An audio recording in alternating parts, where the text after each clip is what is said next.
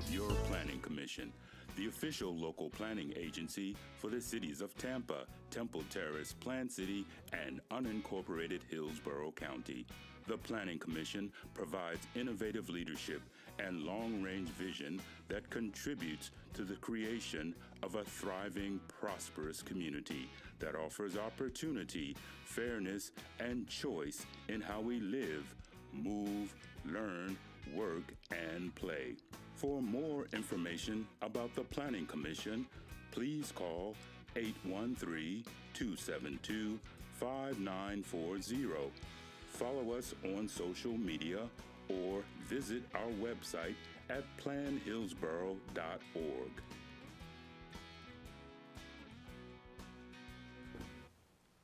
Good evening, everyone, and welcome to the May 9th, 2022 public hearings of the Planning Commission on the City of Tampa Comprehensive Plan Amendments. We thank you for attending this meeting. Your comments and participation is encouraged. To minimize feedback in the audio, all participants in the meeting will be muted until it is their opportunity to speak. Please be sure to state your name at the beginning of your remarks for the benefit of the clerk. There will be an opportunity for members of the public to provide comments. When your name is called, you will be unmuted when it is your turn to speak. Please wait until the chair calls on you to begin speaking. State your name at the beginning of your comments and adhere to the time limits. If anyone has difficulties or is watching via HTV and would like to provide comments to be included for in the record for local government hearing, please email them to planner@plancom.org. That's PLANNER at plancom.org. For those of you who are not familiar with our process, the meeting will be conducted as follows. The agenda item will be introduced. Staff will give their presentation with a 15-minute time limit. The applicant will be given the opportunity to make a presentation with a 15-minute time limit. Following presentations, members of the public may address the Planning Commission when recognized by the chairman. Public comment will be heard for 3 minutes per person. The applicant will be afforded a 3-minute period for rebuttal response. Planning commissioners will then ask questions. Public comment will be closed, then upon a motion, a second, and discussion, a vote will be taken. With that, I'd like to ask the clerk to go ahead and call roll. Good evening, Commissioners. Bernstein? Here. Buzza? Buzza? Cardenas? Here. Fernandez? Here. Handy? Here. Kress? Here. Oak? Lauk? Powell? Here. Orton? Here. Rodriguez? Here. Joseph? Here. Thank you. You have a quorum. Thank you. All right. The first item on the agenda is 2A, TACPA 21-26, Comprehensive Plan Map Amendment, 8116 North River Shore Drive, and the presenter is Danny Collins. Good evening. This is Danny Collins with your Planning Commission staff, and this is TACPA 2126, a map amendment for the property located at 8116 North River Shore Drive. Before we get started, I would like to provide you with a brief update on this request. As you may recall, this item was heard by the Planning Commission at your hearing on February 14th. The request is to correct a long-standing issue with the parcel's land use. Portions of the site are recognized under the public, semi-public designation, but the parcel has been under private ownership as far back as the 1970s. In October 2021, the Planning Commission staff contacted the property owner, who agreed to allow Planning Commission staff to initiate a plan amendment on the property. The amendment, which was continued by the Planning Commission at your hearing on February 14th, would have recognized the entire site under the Residential 35 future land use designation. Due to concerns regarding the additional density allowed under the Residential 35 designation, the Planning Commission continued this item to the May 9th Planning Commission public hearing. That's today. The commissioners requested the Planning Commission staff explore the possibility of proposing a less dense designation on the subject site. Following the Planning Commission hearing on February 14th, Planning Commission staff contacted and presented the Residential 10 and Residential 20 future land use designations to the property owner. The property owner agreed for the Planning Commission staff to proceed with recognizing the entire site under the Residential 20 future land use designation. This request will downplan the portion of the subject site that is presently recognized under the Residential 35 designation. Again, I would like to stress that this amendment is to correct a longstanding issue with the parcel's land use. The subject site is located in the Central Tampa Planning District. It's within the Lowry Park Central neighborhood. This is an aerial map of the subject site and the surrounding properties. You'll see the subject site. It's outlined in this black color. It's generally within a quarter-mile west of North Florida Avenue on the north side of North Rivershore Drive. It's immediately adjacent to Purity Springs Park to the east. To the west of the subject site are predominantly single-family detached uses, and then to the northeast of the subject site is a multifamily use development. Just a quick background, this is a publicly initiated amendment, small scale in size. The subject site is approximately 0.42 acres. A majority of the site is currently recognized under the public, semi-public designation, with the sliver at the northern portion of the site recognized under the residential 35 designation.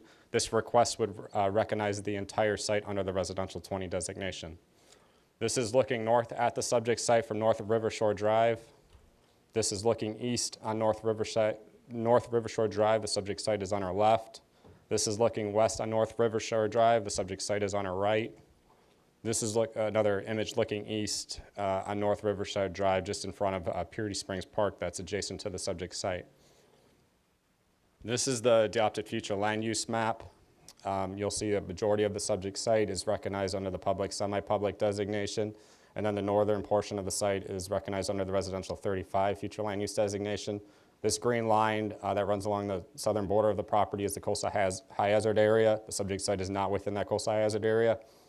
Directly to the east is Purity Springs Park, which is recognized under the Recreation Open Space designation. And then you have the residential 35 further east of the subject site and directly to the northeast of the subject site. Within a quarter-mile west of the subject site is North Florida Avenue. This portion of North Florida Avenue contain parcels that are recognized under the UMU 60 future land use designation, which is rather intense. It allows development up to 60 dwelling units per acre and up to a 3.25 FAR. Directly to the east of the subject site, shown in this orange tannish color, are parcels recognized under the residential 10 future land use designation. Here is the proposed future land use map.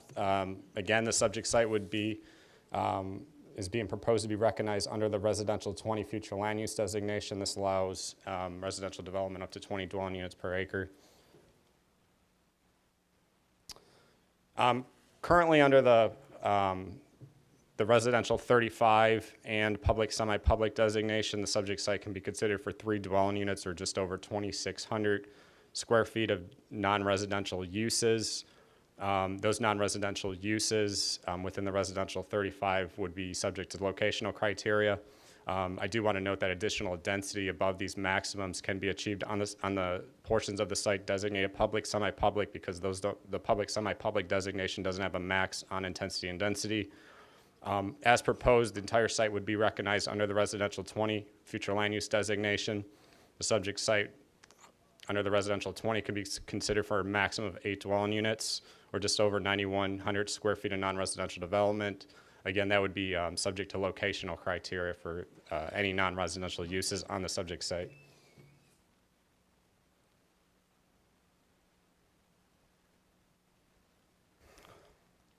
The Planning Commission staff reviewed the request and found it consistent with several policies of the comprehensive plan. The comprehensive plan encourages a diverse housing stock in neighborhoods to accommodate a wide variety of household types. The residential 20 designation would allow for consideration of a range of housing types, including multifamily, attached, and detached single-family residential uses, which is consistent with this policy direction. The comprehensive plan seeks to ensure that an adequate supply of housing is available to meet the needs of Tampa's present and future populations. The request would provide additional housing units within the Lowry Park Central neighborhood and just outside the Seminole Heights urban village, which is consistent with this policy direction. The request will promote additional residential infill development, especially in proximity to employment, retail services, and transit.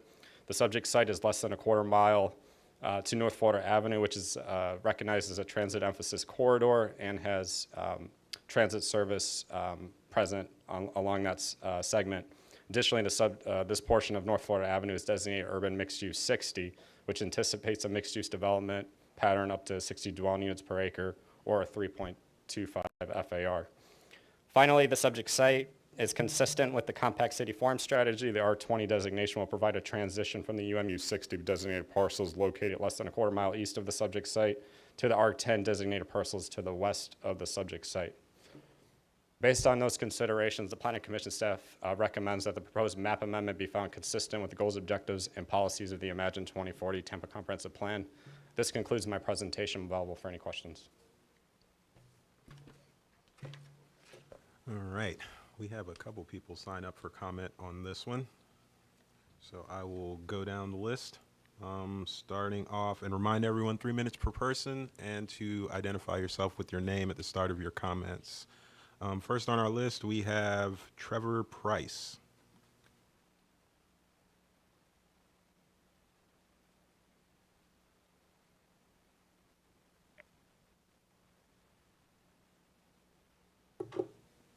I reside at 7808 North River Shore Drive. My name is Trevor Price.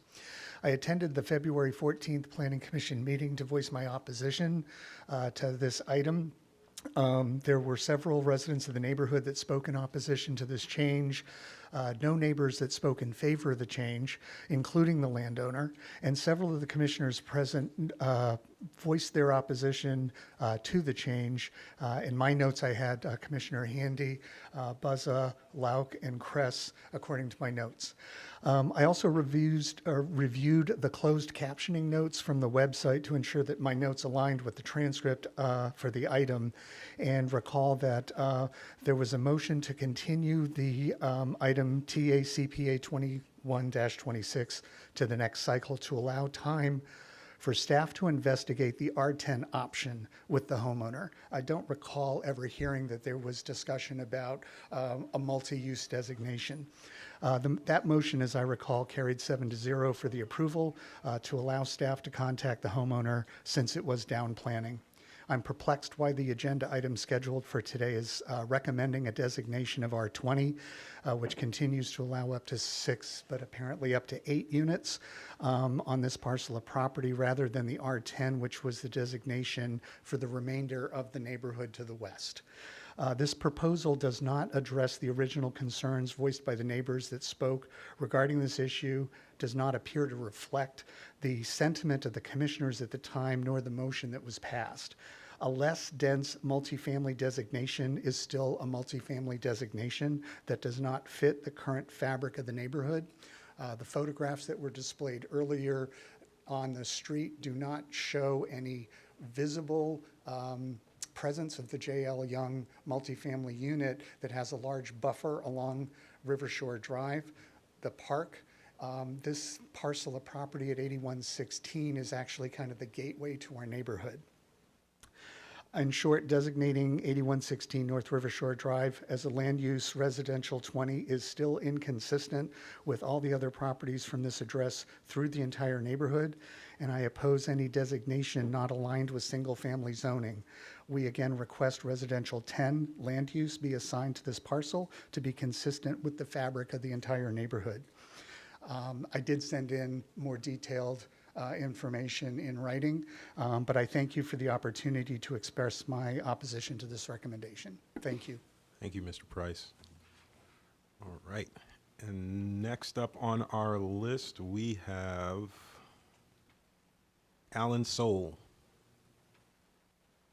My apologies if I'm mispronouncing anyone's name. Exactly right. Oh. Good evening, members of the Planning Commission. My name is Alan Sohl. I live next door to the subject property. I live at 8112 North River Shore Drive. And I'm kind of surprised that we're here tonight, too. We thought that this was settled. We checked the transcript of the motion that was made, and it said it was to allow staff to investigate the R10 option with the homeowner. Instead, and I say this most as politely as I can, it seems like this Planning Commission staff went on their own and chose to say, well, let's try R20 now, if we can't get R35. And this wasn't the direction of this board. And so we're here with the exact same objections to the exact same problem, which is building up to 8 units within 5 feet of our home and our swimming pool and our backyard. 8 units are going to look over our property and change the fabric of this beautiful stretch of riverfront road. Right now, River Shore Drive is largely I would say it's a very rugged road. There's a lot of cars going 40 miles an hour by this little park, Purity Springs Park, with children playing, and to add more cars, more density from developing 8116 North River Shore Drive is, I think, calling for a disaster if there aren't some changes. There's plans to put in sidewalks and to develop River Shore Drive as part of the green walk system connecting the parks. There's going to be increased traffic on River Shore Drive, increased number of pedestrians. Lots of bicyclists are already on the road competing with traffic. And I think that if the commission is looking out for the safety of the people of this town, you'll rule that R10 is the correct designation, as is all other homes on River Shore Drive. Thank you. Thank you, Mr. Sohl. All right. Next up on our list for public comment, our sign-up list, we have Dennis Pym. Virtually, so. Dennis has not signed into the meeting. All right. He's been emailing that he's a phone caller. We have not had Dennis call in as well. We have not seen that number or him acknowledge that he's joined the meeting. Okay. All right. Well, we'll move on, and I'll do a double check at the end for him, see if he might have came back. So we will go to Kenneth McCormick.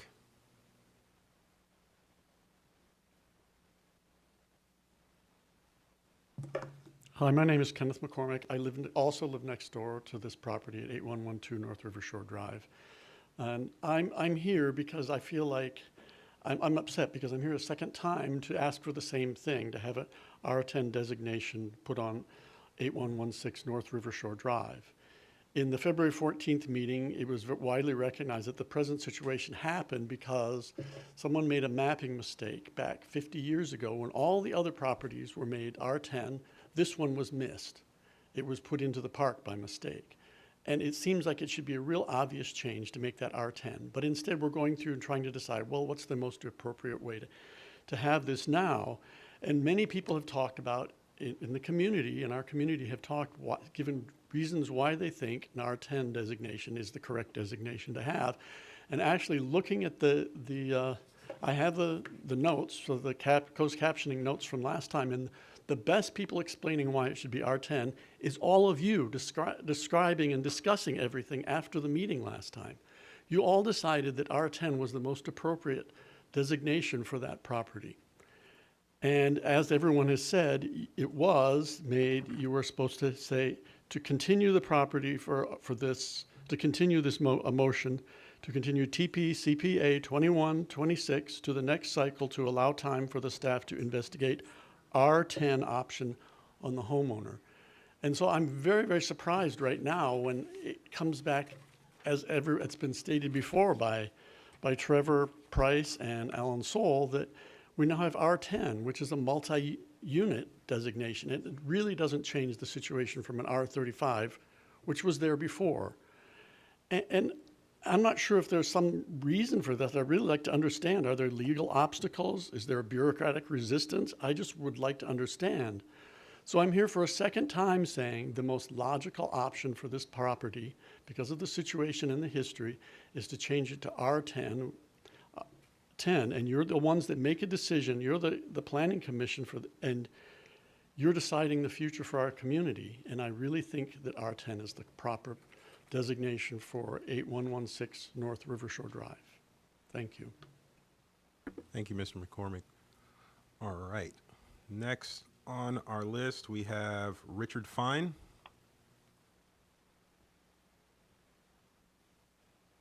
Online, HTV.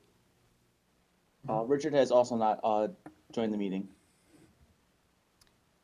So what people are saying is that they've called in and they're on hold, and we're trying to get them and they're like stuck. They're not in the queue.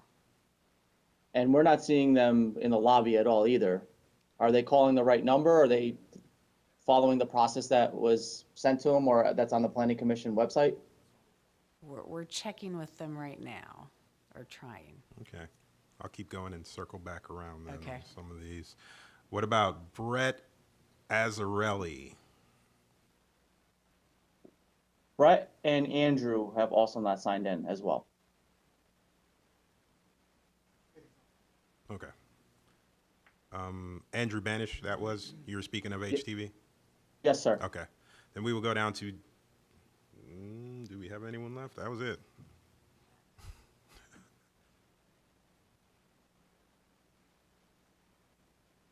You didn't sign up?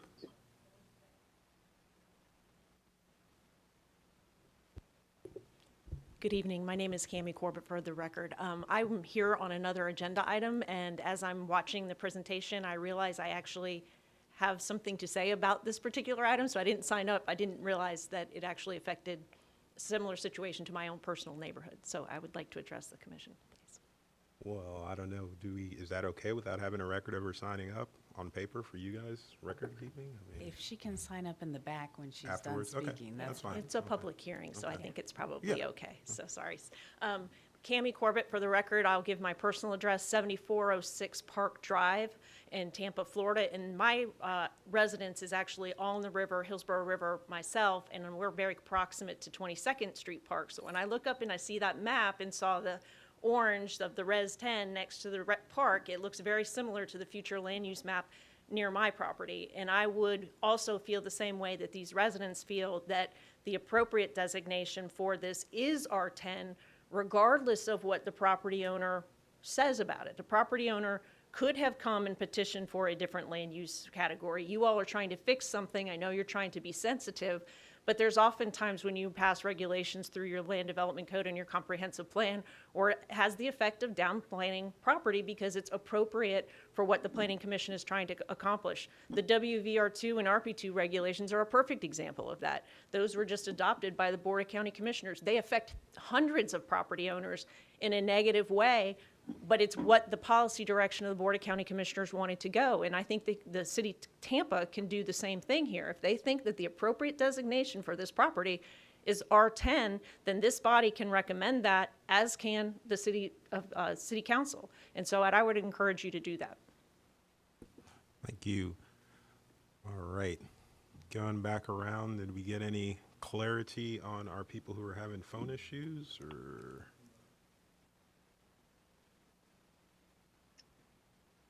This is Dan from HTV. Mr. Chair, I have not had anybody sign in from virtually. There are others that for different item numbers, such as 2E, that have signed in, so they must be getting the information. Yes. Now, with these people that are trying to call in from their phone, Melissa, this is more directed to you. Have they said that they've been hitting the pound after they've hit the access code?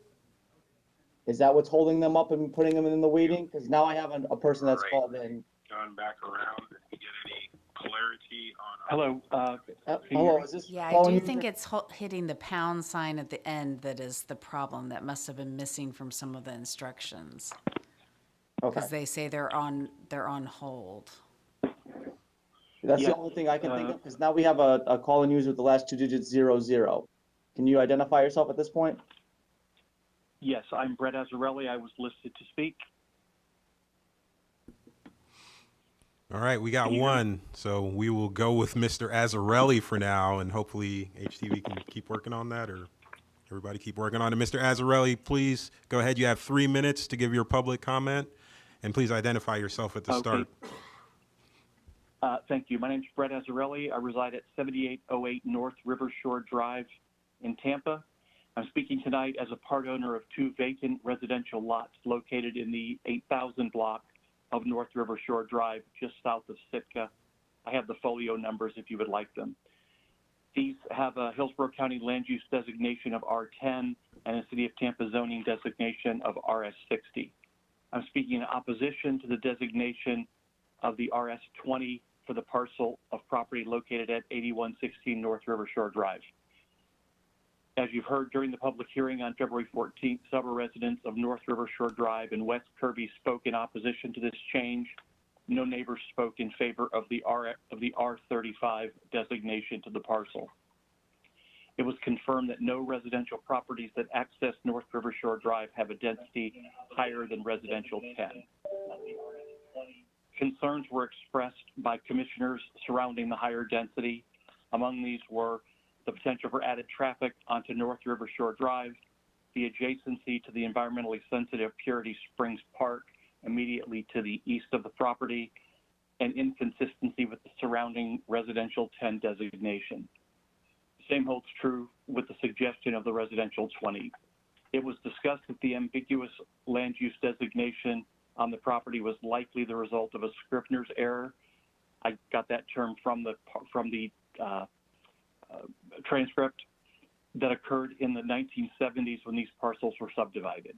If the intent of in the 1970s was for this parcel to have the same land use as all the other parcels that were platted at that time, the correct designation of residential 10 would not be a down planning issue. It would be what it should have been over 50 years ago. The motion made the staff the motion was made by to continue the item at that time for the staff to investigate the R10. At no time during the public hearing on February 14th was R20 discussed. The only consistent designation for this site is R10, and I stand in opposition of the land use designation of residential 20, mainly because it's inconsistent with the other properties that are throughout the entire neighborhood. Thank you. Thank you, Mr. Azzarelli. All righty. Have we gotten any further with, I think we have 3 more left on my list. Pim, I have one. Sorry, sir. I have one more calling user with the last 2 digits, 20. If you can identify yourself, please. Dennis Pim. Mr. Pim, glad to have you with us. Yes, all right. You have 3 minutes for your public comment, and please be sure to identify yourself at the start of it. My name is Dennis Pim. I live at 8110 North River Shore Drive. I am 2 doors down from the property in question. Again, everybody in the neighborhood that I've spoken to is opposed to the multifamily residential for this piece of property. It's inappropriate for the rest of the neighborhood. And moreover, never in the previous meeting was it ever discussed that any other designation besides R10 would be at this particular meeting considered. It's detrimental to the neighborhood, and it's in direct opposition of many things that the commission has stated their goals are, including leaving single-family residential neighborhoods single-family residential. This would change the makeup of the neighborhood, and because the makeup of the street, I think we have a total of 19 houses on the street this time. If they were to redevelop that piece of land as it exists today at 6 parcels, it would represent a third of the properties on this street on one single lot. And it's that's also closest to the park. And the idea of most of what the Planning Commission has done is making the parks more accessible to the public and more user-friendly. This is not, this does nothing to accomplish that goal, and is belligerent to many other plans that the Commission seems to have, and the City of Tampa seems to have. I don't understand why we're going back over multifamily residential. I didn't anticipate this being brought back up, and I don't understand why staff has taken it upon themselves to decide that multifamily residential is appropriate for this after the Commission seemed to all understand that the neighborhood was opposed to it after the last meeting, and they seem to agree with the neighborhood. It's a very curious situation. And also, I would also like to ask why this meeting wasn't available online as a Zoom meeting or as it was last time. This call-in has been a nightmare. I've had to call in 4 different times before I actually got in. I have people emailing me right now, 4 different people that have been trying to get into this meeting since 5:20. This is not right. Okay, it's bad enough that we feel like we weren't listened to the last time and the multi-residential is coming back up, but now to not even be able to speak again because of this, I don't see how that's appropriate. I would like somebody to answer that question, please. Thank you, Mr. Pim, for your comments. We apologize for the difficulty that you had, but this is a public comment session, not a question and answer. Thank you for your comments again, and we will see if we have any of the other individuals who were having difficulties have gotten through now. HTV, I have 2 more people on my list who I haven't heard from that I'm interested in, Richard Fine and Andrew Benish. Sir, they have not signed into the meeting. All right. Tracy, do we just go forward? I mean, yeah, I got no one here. All right. Well, that's all. That's all the individuals I have here signed up for public comment and all the individuals HTV has on the line. So with that, I will turn it back over to the presenter if he has responses to some of these comments. Sure, I have a few comments. On page 33 of our packet, oops, this is gonna fall.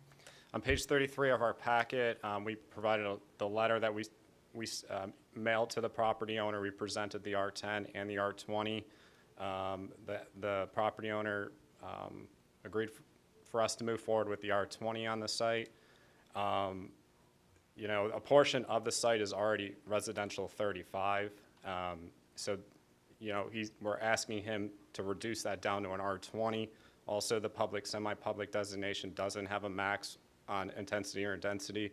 So this would establish maximums on that portion of the site.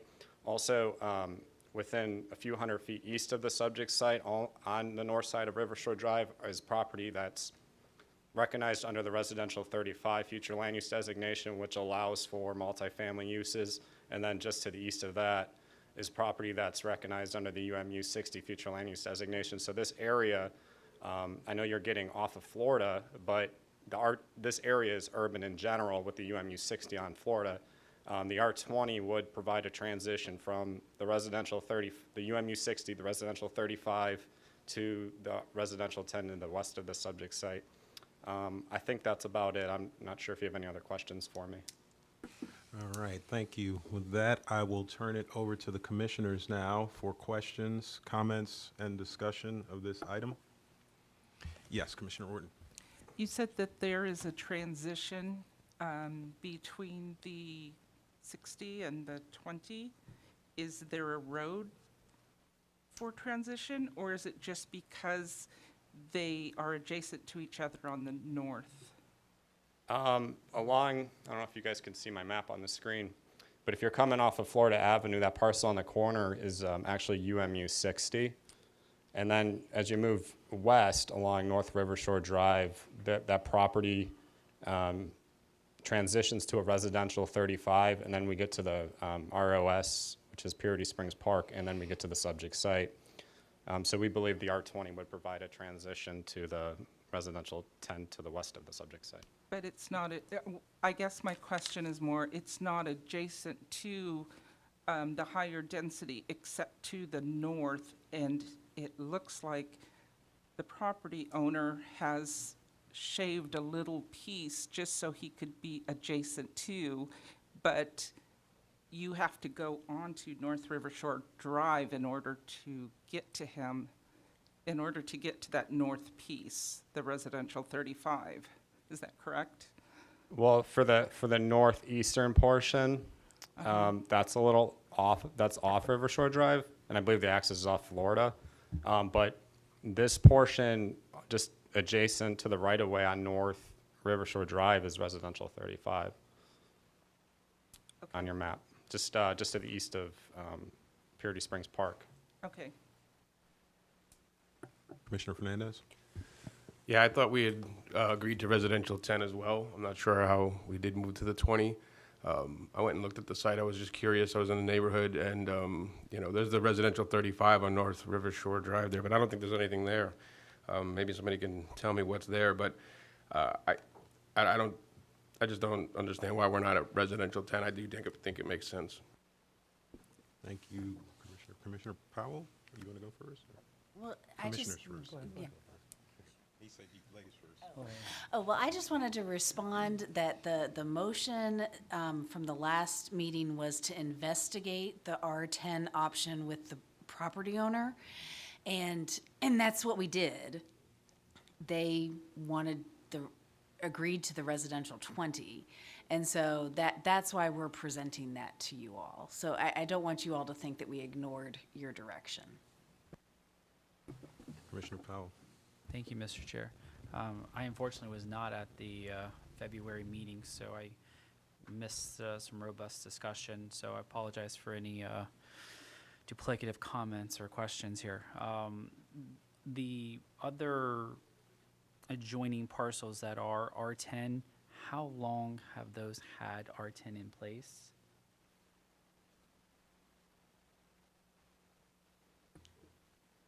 Are you're speaking of the properties to the west? Yeah, the properties to the west. I believe those were R10 as far back as the 70s. Or back in the 70s.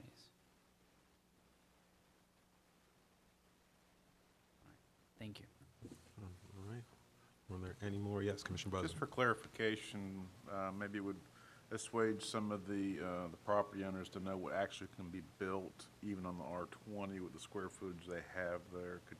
Could someone walk through that with me on that? What actually could be built on Danny, the can you size walk- of lot that we're currently at on R20? What's the allowable on an R20? So generally, the R20 designation allows for single-family detached uses, attached uses, so duplexes, townhomes, and multifamily. You know, I think this is at the plan amendment stage, but due to it is a very narrow lot, so I'm not, and I don't know if there may be issues as far as whether they can actually put multifamily there. But this is a land use hearing, so. Okay. And my second question would be to our attorney, Mr. Robin. I got not in trouble, but I realized that I had gone across the line there that a taking of someone's land usage, future land use category, if it impacts the property owner negatively, is considered a taking. Is that correct? The Commissioners, with all due respect, the question is a lot more complicated than that when it comes to takings. This is a situation where there was a mistake on the map. So the property doesn't have any land use designation to take it away other than a public designation that it shouldn't have in the first place. So it doesn't sound to me like there are takings-related issues that would arise. Okay. That's your question. Yes. Yeah. I think if I understand this correctly, and I need to ask Ms. Zornita this question, the applicant applied for or was it R35? The Planning Commission staff is the applicant. We saw the Okay, inaccuracy okay. on the map and initiated the change to 35 after the last hearing. We, along the way, we've spoken to the property owner because we always inform and try to get consent of the property owner through that process. After the last hearing, we proposed to them the residential 10, also the residential 20. They said they would prefer the residential 20, so that's what we've brought back. Would prefer, or they declined to go below the res 20? I don't know, Danny, That's if you kind have of more the- specific language there. Yeah, I spoke with the property owner on the phone. We emailed and I had no response email, and I also sent a letter in the mail. She preferred, I would say, the R20. She was okay with us moving forward with the R20. She didn't offer any any decision on the R10. So I do want to make a comment, though. There are some, we as staff, we kind of looked at leaving the R35 piece at the north and then recognizing just the PSP portion of it, but that would involve a survey. So there are some challenges with, even recognizing portions of the site under certain designations. Commissioner Bernstein. So retracing our steps, maybe finishing that process, especially for the benefit of some commissioners who weren't able to make that hearing. It sounds like a vote was taken on the question of whether to explore with the homeowner, Yasmani Montano, whether they would be open to the notion of an R10 designation. And what came out of that conversation was a desire to proceed with an R20 designation, which formed the basis for the March 9th letter from Mr. Collins, if I understand it right, to Mr. Montano. I mean, am I right so far? Generally, is there any discrepancy there? Mr. Collins, sorry to keep you up there, but I want to make sure I understand it correctly. No, you're correct. you know, we thought, we want to present all options to them that was lesser than the R35. We provided the R10, the R20. We thought, both could be considered on the site, given the development pattern, and they were okay with the R20 moving forward, so. So bear with me, Mr. Collins, but maybe for the sake of my fellow commissioners, it seems to me that a couple of options that lie in front of us include continuing this discussion for purposes of ascertaining whether it's the collective judgment of our commission that R20 is an appropriate designation to the extent it's consistent with the goals, policies, and objectives of the Imagine 2040 Tampa Comprehensive Plan, or perhaps to our counselor's point in the alternative, whether at this late stage it still behooves the commission to go back to Yasmani Montano with a more pointed discussion with regard to whether and to what extent they can live with an R10 designation. I mean, there may be other options available to us, but as I think aloud, those are two that seem to be in front of us at the moment. Commissioner Handy. I think this conversation probably came up at the February meeting, so I'm probably repeating myself. But I think that there are many of our land use objectives that we can point to that go against the 20 designation. And I can enumerate those as needed because I made notes here. But the character of the neighborhood, the feelings of the residences, I certainly can sympathize with having to come back downtown to appear before this board again. Is very frustrating, and I think it shows like how committed they are to their neighborhood. Just looking at an aerial photo, we've got the river, we've got Purity Springs Park, and there's even a little tributary to the river on the back side of that property. So it's surrounded on three sides by natural areas that need to be considered as well. And that is one of our land use objectives, particularly when it comes to the Hillsborough River. So I would, and I guess I might be a little confused about giving the property owner the option of considering, like, would you consider 10 instead of 20? And when I would just vote no.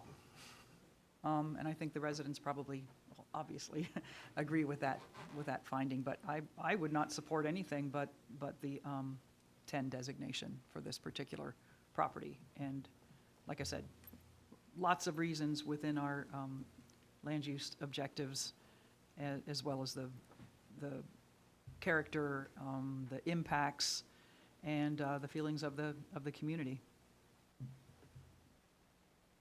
Thank you, Commissioner Handy. Commissioner Fernandez.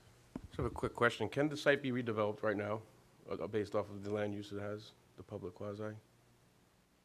I mean, the public quasi-public would allow some limited uses, churches, schools, things of that nature. But not a residential use? I mean, you could have maybe some sort of like an assisted living type public, quasi-public use. Yeah. Go ahead, Danny. Jump in. Danny Collins again with the Planning Commission staff. Yeah, the public, semi-public is geared to like public and supporting public uses. So, assisted living facility, a church, a school. There's a wide range of uses that can be considered in the PSP designation. So. Okay, thank you. Because I do think if it was redeveloped under the 20, we were talking about lot dimensions and things like that, tiny home developments are starting to pop up. So I bet you can fit a tiny home development on that lot, so I can understand the residents' concerns. Thank you, Commissioner Fernandez. Yes, Commissioner Handy. Yeah, I had that reminded me of another question. So if I'm reading this correctly, under the 10 designation, it could have 3 units? As it is, I mean, if it were rezoned to the 10 designation, that would be 3 dwelling units? So if the entire site, the entire site is approximately 0.42 acres. So based on the density, they could be considered for a maximum of 4 units under the R10. 4, okay. I mean, given there's also zoning, and they would have to meet those requirements, but for the Sure. land use, they can be considered for a maximum of 4. Okay, so, I mean, that's, in my mind, I mean, I'm with you on the tiny home idea, I think that's terrific, but perhaps not in line with the character of this neighborhood. But the fact that with other criteria having to meet, 4 homes seems like fine for this area, as opposed to 8 perhaps on 0.4 acres. So it's not like it's taking away all options from the property owners, the way I see it. Thank you, Commissioner. Yes, Ms. Ornito. I would just offer that the planning commission can make a recommendation for something less than the residential 20. If you want to make a recommendation for the R10, that is within your purview to do that. You just can't go above what was advertised. And I guess that was going to be my question. And, you know, whether to what extent it makes sense to simply vote, if we choose to, on a lower designation now, or to table this entirely and make sure that what's before us is consistent with what this homeowner even is desiring. And I don't know the answer to that procedurally, but you know, it sounds to me from the discussion I've heard that we may have a homeowner who does or doesn't even understand the implications of what has been put in front of us for vote today, and that's why I bring it up. The last thing I want to do, by the way, and I do applaud the homeowners down here for, you know, going out of their way to come to us, in some cases not once but twice, is to drag them in here a third time. So I'm mindful of that. I just wonder, you know, whether, you know, we may be able to avoid that if we come here, vote on 10, and only to have a homeowner come back to the commission and direct yet another application of some form. It's a tough spot to be in. Thank you, Commissioner Bernstein. Commissioner Powell. Yes, to pick up on what Commissioner Buzza was sort of asking earlier, so we're going to potentially make the entire site 20, or we're going to leave the 35 and then just the remaining portion? Because if we're going to redo the whole entire thing, then is that a taking? I think is maybe where his thought process was, and it's kind of where mine is, you know, now, where we're taking from what they, you know, what they have at 35 and then, you know, reducing down.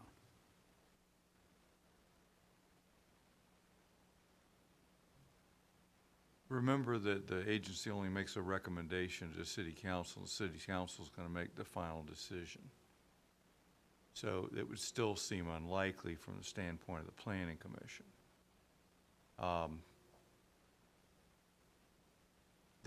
I was asking Melissa if there was a practical way to bifurcate that part of the property that was 35 and leave it 35. And the problem that she and staff have run into is they don't have any way to get a legal description for that portion. And we discussed the possibility of continuing for that purpose, but you know, the agency can't put a legal description on that. We'd need the help of the property owner. The property owner hasn't even appeared by phone or in person to address the board about this. So we don't know. I don't know, you know, what kind of reaction or direction they may want to go in if they had the choice from that point of view.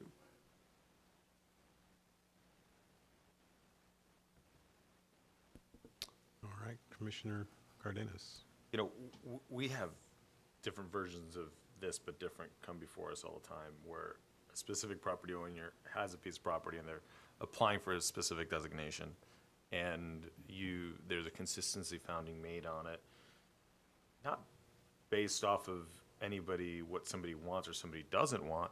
It's based off of what the future land use plan tells us. We started this as a 35. We were going to give it a 35, but from objection, we said we'd reconsider that. We went back and we reconsidered it, and we provided the owner a little bit of conversation about it, probably sufficient enough, and they made a decision to go with R20. And as a public body, I feel like it's our responsibility to do that. And we did that, but on the other side of that, it's not necessarily our position to take away from them either. So now we're in a position where we're here discussing it. We have other owners that are in objection of it. If this property owner would have come and applied for the 35, probably would have gotten the 35.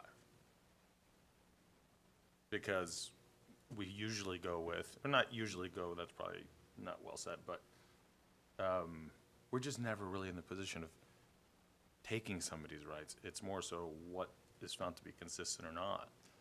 Your first position, the first position of the Planning Commission was 35. From discussion, we changed that. To continue to take that down, I think, is then leaning in another direction based on opposition from the neighbors. If this was a different situation, any neighbor would want their own property rights considered and protected, I would say. Good points, Commissioner Cardenas. Yes, Commissioner Bernstein. And maybe to your point, and Commissioner Handy's, where I come down on this is maybe to address the folks in the audience as well. You're right. We've had many cases come before us where the neighborhood was unanimous in its opposition to a particular application, but always what we've clung to are the goals, policies, and objectives of our comp plan. That's what we have to, I think, stand on, and I'm sure we will today. It's entirely possible that the goals, policies, and objectives, hypothetically, are inconsistent with the notion of a 20 designation, but consistent with the notion of a 10 designation, which is why I find myself asking whether perhaps this calls for 2 separate votes, and that's maybe something else that's available to us. We can vote on the first, and depending on where that goes, take a vote on the second, and one may be inconsistent and another consistent based on this discussion, but at least it'll be the goals, policies, and objectives that we're operating under. Good points, Commissioner Bernstein. Let me go to Commissioner Fernandez, and I'll come back to you, Commissioner. The attorney just mentioned that there's no legal description for the RM35. So what would a survey do if we don't have a legal description? If you can't survey it, then what's the point we'd be taking that portion anyway? Am I correct? Mm-hmm. Well, it would be going down in its land use category. No, I understand that, but the delineation of the RM35, if we don't have a legal description, we really don't have a boundary either way, right? So Well, we were talking about changing the entire folio number, so that Okay. provides the legal description. Okay. Yeah. Commissioner Cardenas.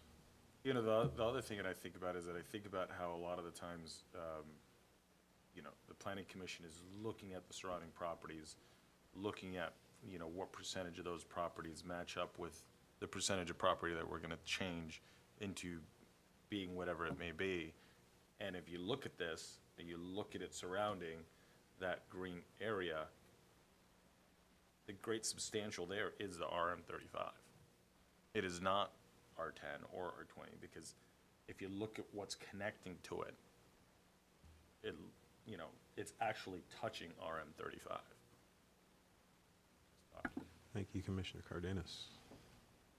Are there any more thoughts or discussions, questions? The Commissioner's Commissioner Handy, yes.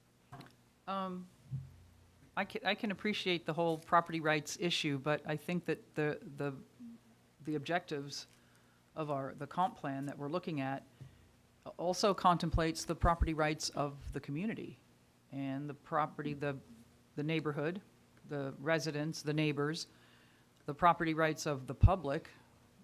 We need to think about that, the park, the springs, and the resource that is the Hillsborough River. So, and again, I don't want to bore everyone by reading out through all of these 1, 2, 3, 4, 5 different land use objectives that I've noted that this is not consistent with. But a lot of them have to do with those things that I just said about protection of the community character, the natural resources. And here's objective 1.2. Create inspired urban design while respecting Tampa's human scale, unique history, aesthetics, natural environment, and sense of community as the city changes and evolves. Well, this is sort of a poster child for that objective in my mind. All right, thank you, Commissioner Handy. Hold on to those. You might need those objectives here when we make a motion, so. Yes. Commissioners, in thinking about this, this is a very unique set of facts. I'm not sure I've seen this fact pattern before. You know, it occurs to me that you discussed the possibility of continuing this. I suppose since it's an agency-initiated plan amendment, that the agency could simply withdraw the plan amendment too at this point, which would leave the property owner with the public, semi-public on portion of their property, which they would be up to them to correct, or they could come back and work with the agency in a little bit more cooperative way to isolate the portion that doesn't have the RMU, the R35 on it, in an effort to simply address that parcel without overlapping into the 35 section. I see Ms. Zornita moving. So I'd never like to disagree with my counsel, but I guess I feel like we created a problem for this landowner. We identified the issue, and they would be better off all as R10 than having a portion of their property public, quasi-public. So if you all are not comfortable with the residential 20, my recommendation would be to move forward with the residential 10. And because that affords the landowner the ability to utilize their whole property, which they don't have right now. Yes, Commissioner Buzza. Another question for our attorney. The Planning Commission, if we were to recommend an R10, the Tampa City Council approves that, they would be required to notify the property owner, obviously, that they're going to go to an R10, correct? The Tampa City Council? Say that again. If we approve an R10 for this property, or we recommend an approval of an R10, and we send it to the Tampa City Council, the homeowner will be notified about that change, correct, by certified mail, or, okay? Yes. And then if their legal options are to fight that at the city commission or city council level, or what are their legal options at that point? Yes, they can ask for, they can come, you know, appear on the stage and ask for what they want. Okay. The application, as it stands right now, is still at 35. Is that not? I believe we amended the application to residential 20. And reduced it to 20? Yes. You know, the city council can give them whichever they think's appropriate. I mean, in a clear conscience, that would be the way to go. I think that the option that Mrs. Zornita presented, being an R10, which was we discussed in February, was the R20 sounds like you know, we'll meet you halfway kind of thing, but it still opens the door and doesn't give the homeowners any peace of mind, and it's not going to be a benefit actually to the property owner, whether they know it's in their best interest or not. So, all right, thank you. I was just going to say, to your point, Commissioner Buzza, it also wouldn't give the city council the benefit of our recommendation, whereas if we make a vote today on R10, the council at least will have the benefit of that input before they decide what they want to do, to our attorney's point. Commissioner Cardenas. I guess my other question is, if there was a communication barrier between the Planning Commission and the actual property owner, I mean, where does that leave it then? If we've pushed a certain direction, goes before the city council, the change occurs, but potentially the property owner didn't understand, couldn't properly communicate and understand what they were agreeing to.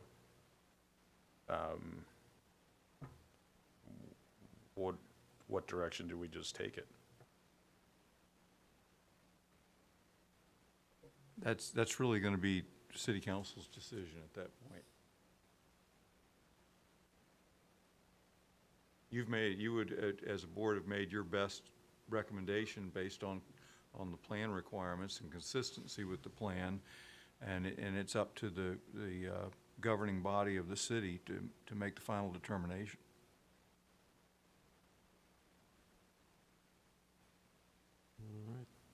Commissioner Kress, yes. Yes, I'll just add that, I feel like there's consensus among us. I'll just add that we are making a recommendation, and that's all we're making, and this is up to Tampa City Council to take it from there. And, the landowner who seems like they're pretty disengaged, maybe they'll get back engaged when they see the recommendation. So I don't think we need to delay it or anything else. All right. Any more discussion or comments from the commissioners? Questions? No? All right, not seeing any lights, I'll go on ahead and close public comment at this time and open the floor up to motions on this item from the commissioners. Commissioner Buzzard. I'd like to recommend that we find TACPA 21-26 from residential 35 and public, semi-public to residential 10. I can find it consistent with the Imagine 2040 Tampa Comprehensive Plan and forward this recommendation to the Tampa City Council. So we have a motion of consistency finding for the residential 10. I'll second it. And we have a second to that motion by Commissioner Fernandez. Is there any more discussion or comments from the commissioners? Not seeing any at this time. I will go on ahead and ask the clerk to do a roll call vote on this item. Bernstein? Yes. Plaza? Yes? Cardenas? No. Fernandez? Yes. Handy? No. Kress? Yes? Powell? No. Joseph? No.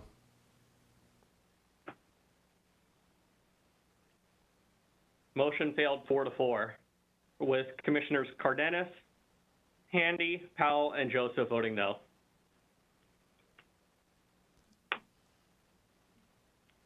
All right. Well. Big goose egg. All right. Is it possible, excuse me, I wasn't Oh, recognized. go ahead.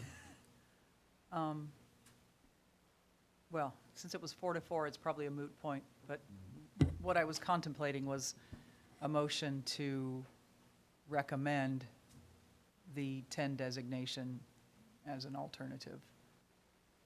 That's what motion was for 10. The motion was for 10? Yeah. Oh, I beg your pardon. Yeah. Wait, No, yeah. wait. No, No, it was for 10. That's why I said, I yeah. thought I'm sorry, I thought the Consistency motion says to find it consistent. with the 10. I added the With the 10. Yeah, 10. consistent with the 10. Oh, I beg your pardon. Yeah, can we revote? Do we need to revote? Is that even Tracy? Is that?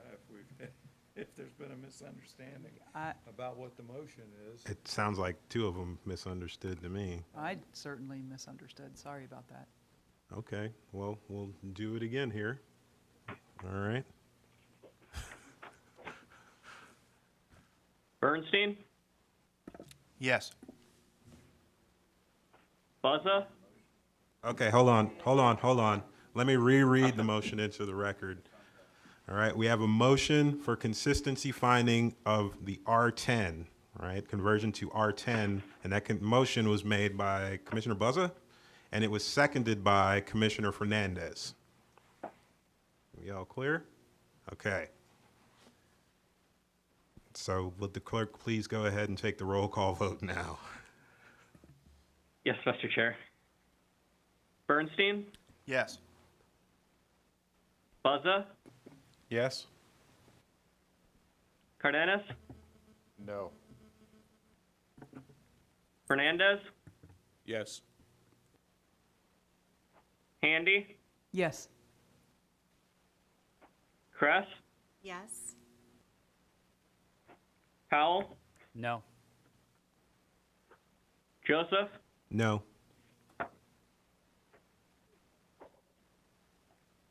Motion carried 5-3 with Commissioners Cardenas, Powell, And Joseph voting no.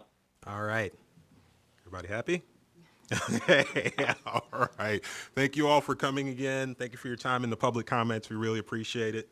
And we will move on to our next item of business here on our agenda.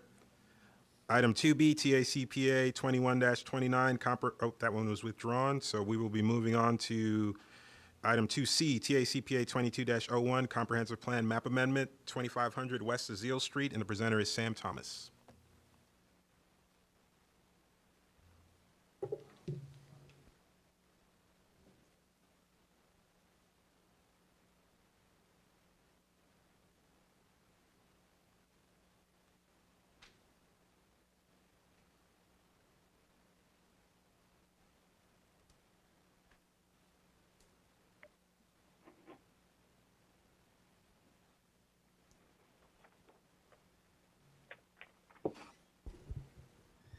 Good evening, Sam Thomas with your Planning Commission staff, here to present on TACPA 2201, 2500 West Azeel Street.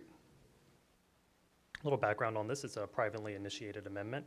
It's small scale, approximately 0.73 acres, and the request is to take it from residential 20 to community mixed use 35. Here's our general locator map. The site is located in the central Tampa planning district, and more specifically the Palmacia Pines neighborhood. Here's an overview of the subject. You can see the subject highlighted in yellow here. It's bound by West Azeel Street and South Armenia Avenue. It is 1 block west of the South Howard Avenue corridor and directly across from the Publix on Armenia Avenue. The surrounding area is multifamily in character, with a mix of single-family attached, commercial, and then a few single-family detached structures. This is looking at the property facing north on South Armenia Avenue. You can see the property on the left of the sidewalk. It's currently the Mill, which is a restaurant. This is looking south along South Armenia Avenue. The subject site is to the right of the frame, and it ends right there where that chain link fence is. This is looking west from the subject site. So the subject site encompasses this parking lot here. You can see a public alleyway back over here on the other side to the west of the subject site, where there's the alleyway provides access to a multifamily apartment complex and a single-family home. And this is looking east on South Armenia Avenue. The subject site is out of frame and behind the photographer. Directly across the street is a multifamily development. So here's the adopted future land use map. As you can see, mainly to the west of the subject site, and the subject site itself is currently recognized in this light brown color, the residential 20. As you go north, about 2 blocks north of the site, this kind of like light pinkish purple color is the UMU 60 future land use designation. Once you cross Armenia Avenue going east, that lightish pink color is the community mixed use 35, and it's the predominant land use on the other side of Armenia Avenue. Once you go south of the subject site, that red color is the community mixed use 35 future land use designation. And then down here in your bottom left-hand corner to the southwest, that's public, semi-public, that's Memorial Tampa Hospital. So I do need to make a correction in the staff report. There was a mistake in table 1, or in figure 1. The adopted future land use for the R20, the FAR is shown to have a FAR of 2.0 or 66,468 square feet of residential or non-residential space. This is incorrect. It should read a 0.5 FAR with 15,899 square feet of non-residential use.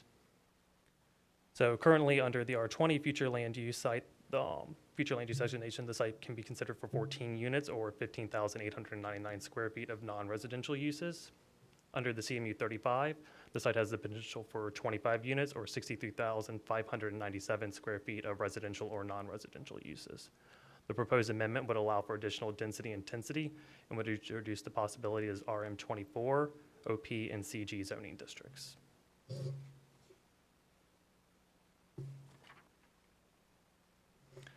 Planning Commission staff has reviewed the request and found it is consistent with multiple aspects of the comprehensive plan. The comprehensive plan has policy direction that seeks to protect existing residential areas while balancing the need for new development to be compatible with the neighborhood and character.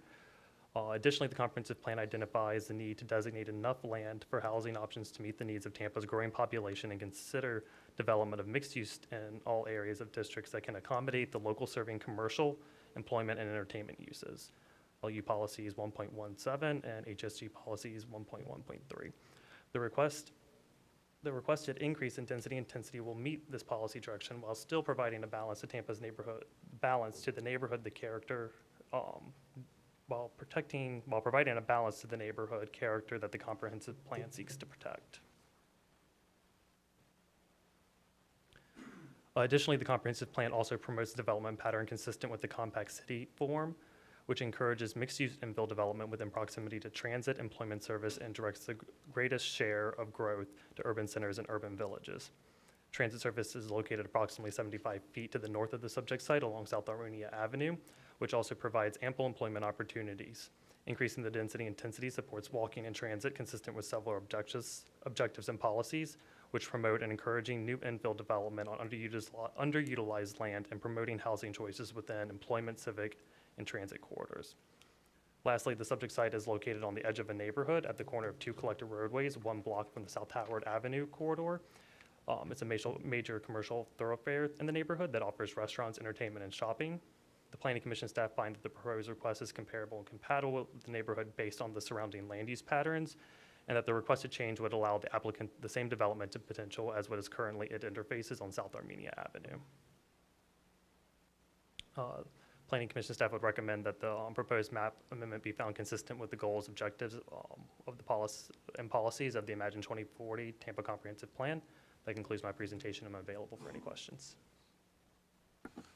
Thank you, sir. I don't think we had anyone sign up for a comment on this one. Oh, Applicant. oh sorry, applicant. Sorry. Please go ahead. Good evening, Cami Corbett again with the law firm of Hill, Ward, Henderson, 101 East Kennedy Boulevard, Suite 3700. We're all getting used to switching back. We all went back to hybrid and online, and we're all used to that. Now we're all getting back to this. I do represent the applicant. We do not have a separate presentation. As always, your Planning Commission staff did an excellent job of explaining the request and how it's consistent with the comprehensive plan and compatible with the surrounding area. And just by way of background, the site is zoned PD for a restaurant. It's been the Mill, it's been Ceviche, it's been Circles, a lot of popular spots. So it will need to be rezoned, and any compatibility issues that might be of concern with the redevelopment of this property and the transition to the residential to the west of the site will be addressed during the rezoning. It is the applicant's intent to build a brand new modern office building. Currently, the applicant office is about 2 blocks to the north, closer to Kennedy. And when this property became available, they purchased it with the intent of building a new office building. They're really excited for their employees to get closer to the core of the South Howard district, to be able to walk and go to lunch and not have to get in their car. So they're really excited about that. And I think it's been a long time since I think some new office has been introduced into this mixed-use area. So there's an awful lot of retail and an awful lot of residential. So we think adding the office use in this area would be a great go a long way to meeting the intent of that CMU 35 category. And with that, we'd respectfully request finding of consistency. And we're here to answer any questions as well. Thank you. All right. And we did not have anyone that I see sign up on public comment. So we will turn it over to the commissioners at this point in time for any comment they may have, questions, discussions. No, not seeing any.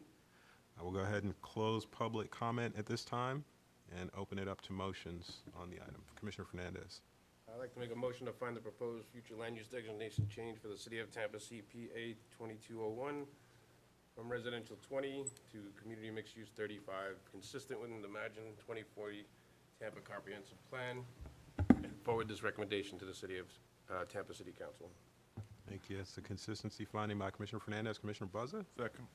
has the second to that motion by Commissioner Buzza. Is there any more discussion on this item? Seeing none, I will ask the clerk to go ahead and do a roll call vote on this item. Bernstein, Yes. Buzza, Yes. Cardenas, Yes. Fernandez, Yes. Handy, Yes. Kress, Yes. Powell, Commissioner Powell. He stepped out for a moment. All right. Joseph, Yes. Thank you. Motion carried 7-0. Thank you. All right, on to our next item of business. We have 2D TACPA 22-02 Comprehensive Plan Map Amendment, 1242 Channelside Drive, 629 and 635 North 12th Street. And the presenter is Danny Collins.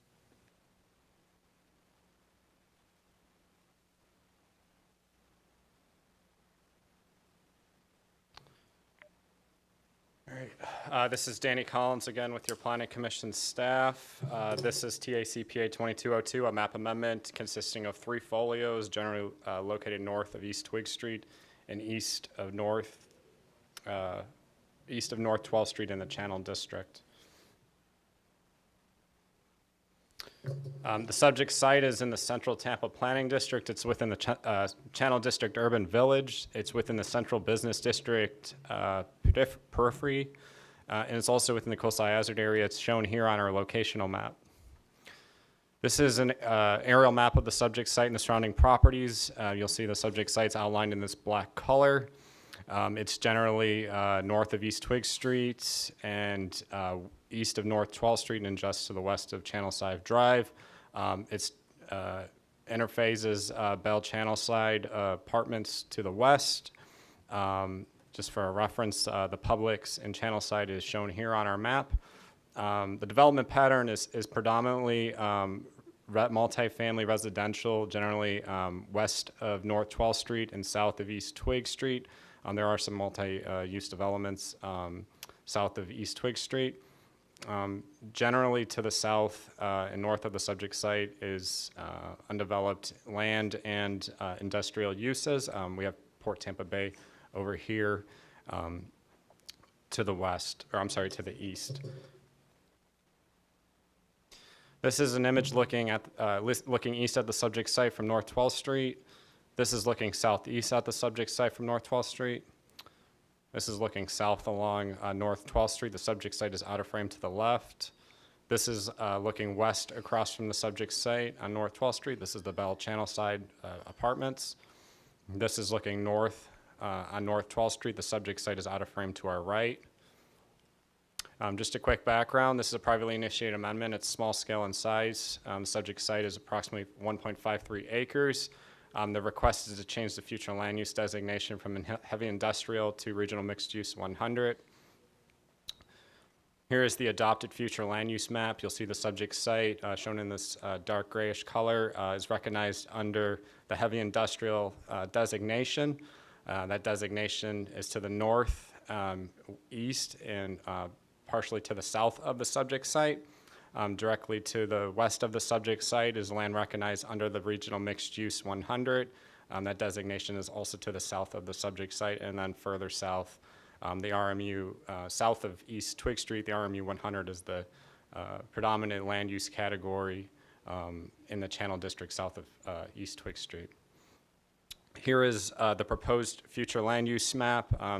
This request would recognize the entire site under the Regional Mixed Use 100 designation. This green line here denotes the coastal hazard area. The entire site is within the coastal hazard area. Several plan amendments have occurred in proximity to the subject site. In 2003, adjacent land to the south, so this parcel right here, and also to the west of the subject site. It was changed from heavy industrial to the Regional Mixed Use 100. That's the same request that they're asking for today. Currently, under the heavy industrial designation, residential uses cannot be permitted. The subject site can be considered for just under 100,000 square feet, just under 100,000 square feet of non-residential uses under that heavy industrial designation. As proposed under the Regional Mixed Use 100 designation, the subject site would introduce residential uses, and the subject site can be considered for 153 dwelling units, or just over 233,000 square feet of residential or non-residential uses. Since the subject site is within the Central Business District periphery boundary, it is possible additional density and intensity can be considered on the site above the maximum shown above. The Planning Commission staff reviewed the request and found it consistent with several policies of the comprehensive plan. The comprehensive plan directs the greatest share of growth to the urban villages and urban centers. The plan amendment site is within the Channel District urban village and within the CBD peripheral boundary, which is consistent with this policy direction. The comprehensive plan seeks to ensure an adequate supply of housing is available to meet the needs of Tampa's present and future populations. If approved, the request will introduce the consideration of residential uses on the subject site under the RMU 100 and utilizing the CBD periphery bonus. The subject site can be considered for a maximum of 306 dwelling units, or just over 466,000 square feet of residential uses through that bonus. The comprehensive plan also encourages additional density and intensity within areas serviced within proximity to transit. Significant transit investment has occurred in proximity of the subject site. The CSX railroad right-of-way associated with Union Station is located within a quarter mile to the northwest of the subject site. Additionally, the Tico streetcar runs within 1 block of the plan amendment site along Channelside Drive. And finally, the request will promote a high-density housing in proximity to the central business district as part of the compact city form strategy for growth. The Planning Commission staff also reviewed the request and found it inconsistent with a number of policies. The comprehensive plan seeks to direct populations away from the coastal high hazard area. The request has the potential to introduce 306 dwelling units, or just over 466,000 square feet of residential uses within the coastal high hazard area. And that, again, that's if they utilize the CBD peripheral bonus.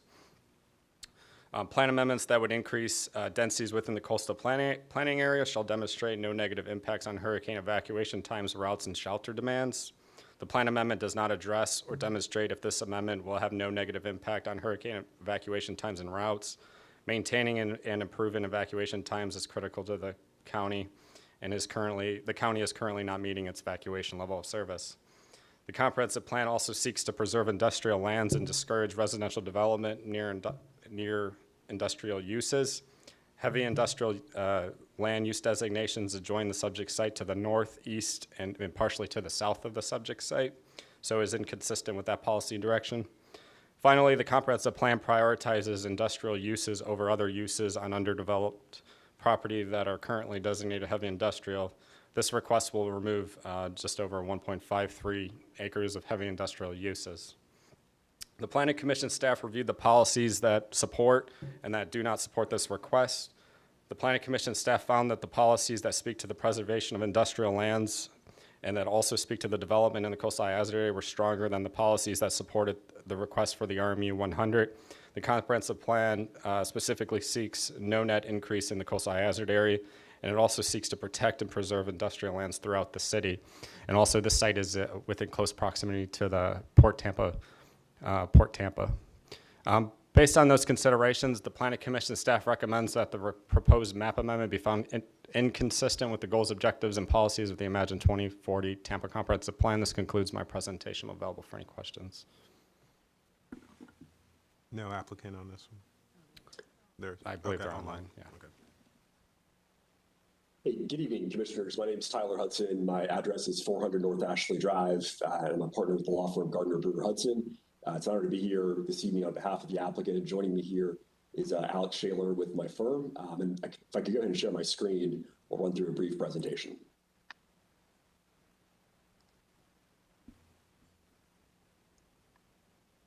All right, great. Can you guys see my screen? Yes. Great. Okay, excellent. So I think Danny did a great job kind of showing exactly where we're talking about. To zoom out a little bit, this project is really at the border of the Channel District, the northern border of the Channel District. To the west, you've got the Central Business District and Encore. And then to the north, as this commission knows from some recent comp plan amendments that I've had the privilege to bring before you, the Gasworks development is emerging to the north. Specifically, you can see the frontage is both on Channelside Drive and on 12th Street, which I think is also important from an access standpoint. And as Danny showed, while Danny did a great job, I think, kind of articulating the balance that's the decision before the commission this evening, although I disagree with the weight placed on certain items and certainly the conclusion. From just a sheer color standpoint, this fits in. Our RMU 100 is a pervasive future land use designation in this area because it's an appropriate place to channel density as the comprehensive plan directs into the urban villages. It's got high transit access by Tampa standards, and the industrial uses in this area are dissipating. There's frankly no real industrial use in this current block that's the northeast corner of Channelside and Twigs. I would note that the piece of land to the south and to the west of us there, that sort of vertically oriented rectangle, is currently under development for a 19-story residential building. Next. So as Daniel alludes to, this is a change in the future land uses. This is not an incremental change like the one perhaps that you saw previously. This is a change about whether industrial use that prohibits people from living in one of the most dense areas of the city is appropriate. We don't believe it is. We think the RMU 100 is certainly very common in this area, but there's also a lot to commend it in the characteristics of talking about high density, high rise development, major office buildings, and really regional serving uses, as opposed to the type of industrial uses that characterize a heavy industrial development pattern that, candidly, separating those from residential is one of the primitive reasons why zoning exists in the first place. To hit that point home, just to zoom out a little bit more, it's really this site that is an oddball. Sometimes this commission receives comp plan amendments that are perhaps a little ahead of their time. Some are, like the warm bowl of porridge and Goldilocks are just right, and others are a bit late. I would respectfully submit to you that this one is a bit late. The deindustrialization of this part of the Channel District has been ongoing for some time, and this is really one of the last remaining parcels to complete that process. There is a significant pattern of industrial to RMU 100 in the area, as Danny alluded to. Even a bit more than this, in connection with Gas Works, this commission unanimously found consistent some heavy industrial to RMU 100 just north of Adamo Drive. From a transportation perspective, you've got service on the 8 and 9, which are heart routes that service the University Area Transit Center and Brandon Town Center on Channelside Drive. You have the Tico streetcar line, which is really one of the only true kind of fixed guideway transit options in the city. You've got access to the Selman and Adamo Drive, as well as pretty close proximity to the interstate system through the expressway and also Western in downtown. So let's talk about the elephant in the room. The coastal high hazard area was recently expanded, and that's why the provisions that Danny went through were discussed, and why the commission staff found that those were more significant. Sometimes, as Commissioner well knows, goals are implemented through objectives and through policies, and sometimes the goals and the objectives can be a little bit Delphic and difficult to completely understand what the point of them is. And so I think looking at the policies shed some light on the objectives. The objective about discouraging residential density in the coastal high hazard area is implemented by the policy, which is about not demonstrating negative impacts on hurricane evacuation times. That is something that the only place we can do that, and the only place we will do that, is in the rezoning. As the commission knows, when we file a map amendment, there's no ability to impose on ourselves conditions, anything like that. So when we make a shelter mitigation payment or provide van service for evacuations, that's what's going to be done at the zoning stage. So I respectfully don't agree that this is policy 1.2.5 is something we can do anything about. I'm not saying it's not relevant to your consideration, but it's just too early in the process for us to provide that mitigation. There are a lot more policies in the comp plan that support this than do not. I think probably if we're fortunate enough to have a motion of consistency recommendation, I think policy 1.117 there is extremely important because it's very specific about where the greatest share of growth in the city should go. It's going to be in the urban centers and the urban villages, promoting mixed use development patterns that allow for the sort of, live, work, play environment, maybe I dare say a car optional environment. That's not with the heavy industrial land use classification on this parcel. From a compatibility perspective, this is near a lot of other high density residential development. If anything, it's the industrial that is the oddball here and is not compatible with the surrounding area as it's developed over the years. Next. So I think this predominant occupancy one's really important. That's land use policy 9.6.3, and it talks about designating multifamily areas that are predominantly occupied already by multifamily development. As you saw in the first agenda item that this commission had, there is mixed enthusiasm in the city of Tampa for density. Certainly we know what happened south of Gandy. And I don't always have the privilege of bringing before you projects that don't have opposition. But we are not aware of any opposition to this proposal to densify this area of the Channel District that is already predominantly occupied by multifamily development. Next. So moving on from there, so we've got some policies in the mixed use corridor section that support higher density housing. As you can see, the first one, providing opportunities for higher density housing. The second one, land use policy 6.1.3, I think it's one of the most supportive policies for this subject site, converting non-residential along mixed use corridors to residential, mixed use residential uses, ensuring that development is compatible with surrounding land uses, as Tyler had mentioned, and as we've shown on the overall zoom out of the future land use map, a ton of RMU 100 in the area and high density residential, adequate access to transit services and community services. As we showed the transit slide a little bit earlier, all of those different options, as well as community services being close to the downtown core. And another big high priority item regionally, housing stock. We believe that this subject site is a great chance to provide somewhat of that. So adequate supply of housing is mentioned in HSG Objective 1.3. The second one shown up here, Policy 1.3.4, specifically speaks to underutilized land. So we'll touch on that a little bit further in a second. Moving beyond the comp plan, so looking in the Channel District CRA plan, there's also a lot of support for a project like this and in an amendment of changing this specific site. So a direct quote from the history section in the Channel District CRA plan says, "It's quickly grown from an industrial area into an urban mixed-use neighborhood, limited industrial uses and a large and growing residential component." So growing being one of those key phrases here in the sense that we need space to be able to put this density. And as we mentioned, we feel like this site is one of the best. Two sections of the CRA plan that I wanted to highlight specifically. The first one being section 6.1.2 regarding underutilized land. So closing that loop from earlier, as you can see, this blue star here is representing our subject site. The green shaded areas on here are parcels where the land value is greater than the building value. So as mentioned, this is highlighted in the CRA plan as a piece of land that is underutilized. And then the second section I wanted to point out is in terms of the future land uses that are shown here. So this table is characterizing the Channel District as a whole. As you can see, the regional mixed use 100 category occupies 150 acres of the Channel District in comparison to that heavy industrial use of only 14 acres. So from our perspective, and if we're speaking to compatibility, having this change to RMU 100 is much more compatible with the surrounding residential area than leaving as the heavy industrial as it is today. And with that, we will open it up for any questions. Thank you. Excuse me, ma'am. Can you state your name for the record? Yes, Alex Shaler, 400 North Ashley Drive. All right, thank you. All right. We did not have anyone sign up for public comment on this item, so we will turn it over to the commissioners for comments, questions, and discussions of this item.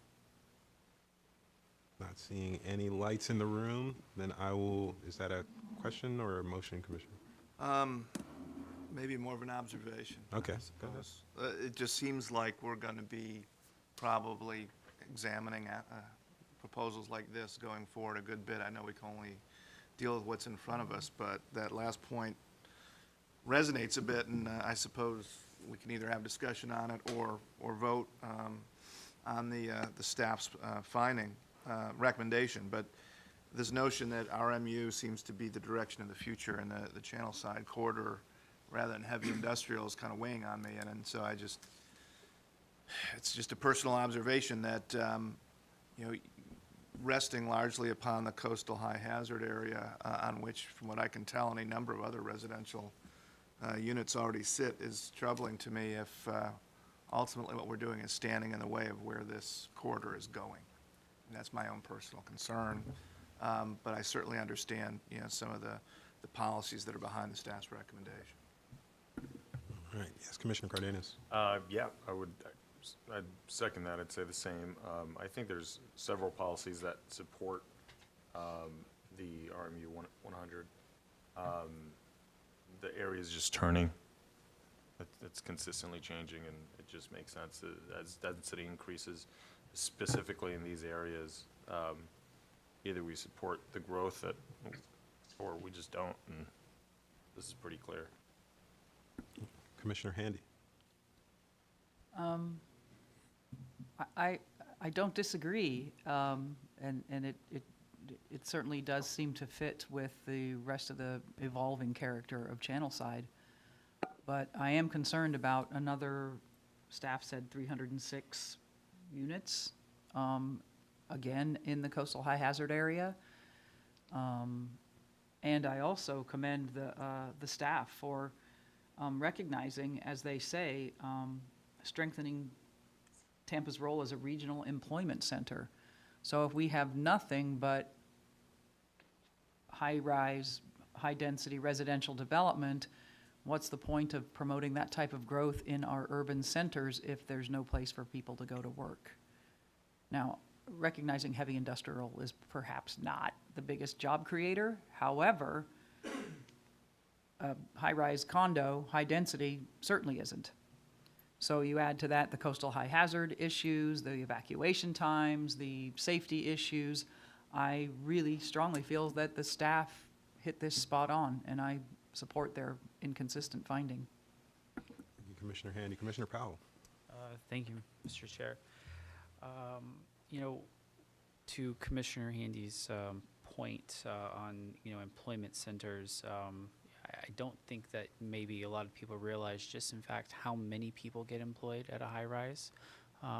You know, there's actually quite a bit of staff, you know, that are there, and these are typically, you know, condos with associations that have, you know, very large like annual budgets that they have to account for. So when you think about porters, engineers, architects, you know, there's actually quite a bit of, you know, employment, you know, that does, you know, happen specifically, that's continuing, but then also those that are going in for the building, and, you know, so there's a lot that goes into it. So I would sort of disagree with you, you know, on that, respectfully. When I look at the coastal high hazard, you know, map, I go back to the previous coastal high hazard map, pre-August of, you know, 2021, and this site isn't in there. You know, it's only now become recent, you know, in there for whatever reason, and I don't know, you know, if that's what that's been, you know, attributed to. But I do believe that everyone is, you know, in this room has been through Channelside, and there's really not a lot of industrial that happens down there. That's been, you know, a large employment, you know, center, and in fact, it's last I checked, it's still. The whole thing's in an opportunity zone, you know, for this type of development, for growth. So I think that this is a perfect example of when we have to not be so tied down to the coastal high hazard. I know we've had some other projects in the past, last meeting over in the West Chase area that was, you know, very similar to this. And let's not forget, if you continue down on the map, Davis Island, Harbor Island, all that's in the coastal high hazard. How many, you know, new projects and developments have happened that have been in the coastal high hazard, you know, over the last 5 years?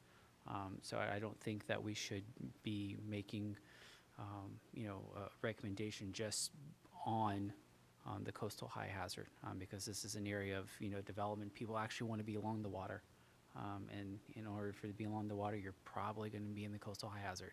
So this is something that I would personally support, and I hope that you know, my fellow commissioners see it that way as well. Thank you, Commissioner Powell. Any more? Commissioner Kress. Thank you. I'll just briefly echo some of those points. I mean, the way I've voted has been fairly conservative about more development in the coastal high hazard area. I am a big fan of preserving industrial land. There are many, many jobs within walking distance of the Channel District, so I don't really have any concerns there about it being, you know, it is an employment center in itself, and you can certainly walk to many employment, both in Ybor City and the Central Business District.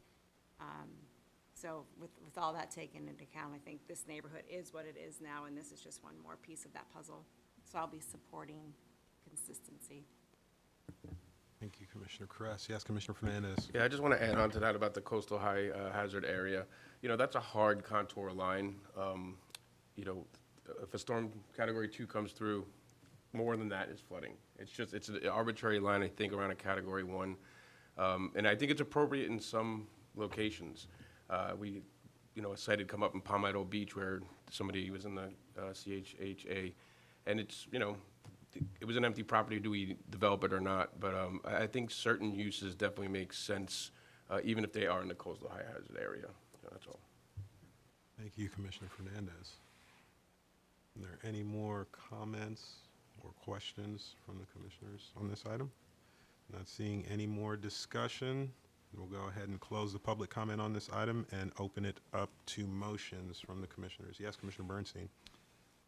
I would move that we find TA CPA 22-02 consistent with the goals, plans, and objectives of the Imagine 2040 Tampa Comprehensive Plan, and that we pass it along to the Tampa City Council with that recommendation.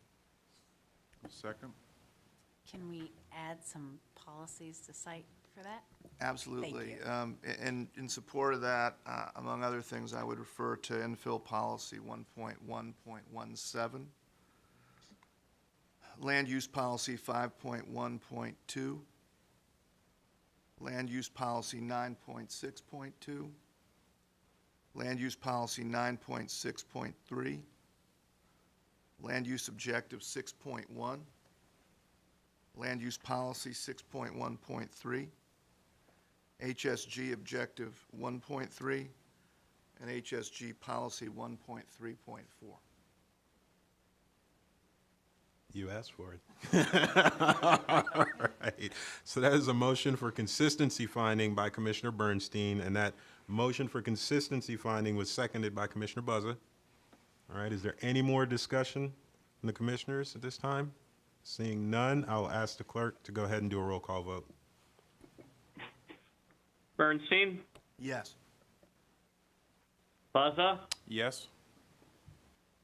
Cardenas, Yes. Fernandez, Yes. Handy, No. Kress, Yes? Powell, Yes. Joseph, No. motion carries 6-2. Commissioners Handy and Joseph voted no. All right. Thank you very much. We will move on to our next item of business. 2E TA CPA 22-03 Comprehensive Plan Map Amendment, 7 parcels located west of North Albany Avenue, south of West North A Street, and east of North Westland Avenue. And the presenter is Jennifer Malone. Good evening, Commissioners. Jennifer Malone here to present on 2203, which are 7 parcels located west of North Albany Avenue, south of West North A Street, and east of Westland Avenue. This is in the Central Tampa Planning District within the North Hyde Park neighborhood. It's also located within the West Tampa CRA boundary. Here's the subject site outlined in blue. It is just north of West Kennedy Boulevard and east of South Howard Avenue. We have some single-family attached residential located to the east of the subject site. To the south, these are commercial uses. We have a lot of commercial uses along at West Kennedy Boulevard, and then these are some single-family detached to the north of the subject site. This is a privately initiated small-scale amendment. It's a little over an acre, and the request before you is for community mixed use 35 to urban mixed use 60. We have some pictures of the subject site. This is one of the subject sites on 105 North Westland. Here's another one. I apologize, I must have gotten the addresses incorrect, but this is also located along North Westland. This is facing east at the corner of West North A Street and North Albany Avenue. So we're kind of at the corner, so there's piece of the subject site to the left and behind me, and I'm facing those single family attached. This is West North A Street facing west, and so the subject site is on the left of the screen. And then on this one, we're at North Westland Avenue facing south towards Kennedy. So the subject site is behind me and then to my left. So it just shows how close some of these commercial uses are to the subject site. And just for, I took that last picture right here around this intersection. So this is the subject site. It is community mixed use 35. To the south is urban mixed use 60. To the east is residential 35. Those are those attached single family townhomes that I showed earlier. Further north is residential 20. I just want to point out that there's community mixed use 35 to the north of the subject site as well. While those have been developed with single family detached homes, there's potential for commercial uses on these sites, as well as on the subject site, which is pretty much residential, but there's commercial potential here under the future land use. And the request before you is the urban mixed use 60, and as we can see, that is present to the south of the subject site and is the predominant land use category along West Kennedy Boulevard.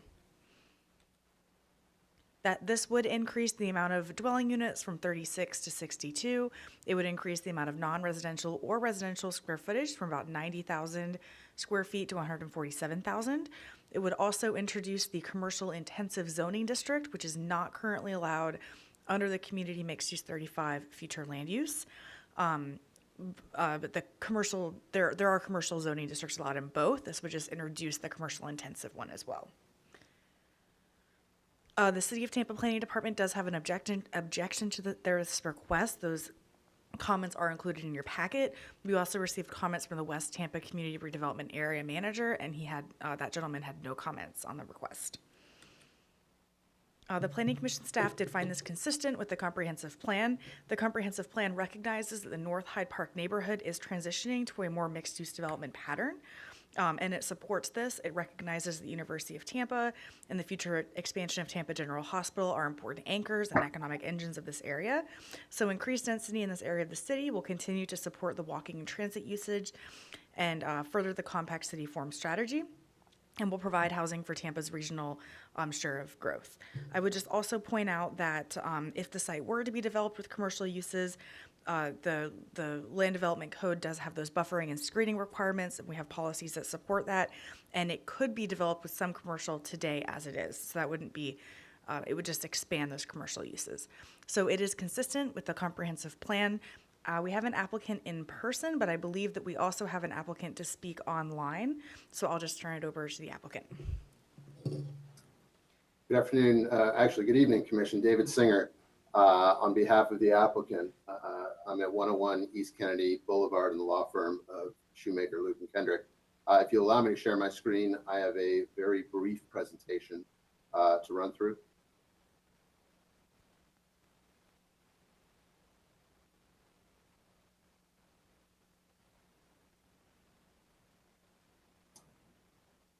This is the subject site outlined in yellow. We don't see it.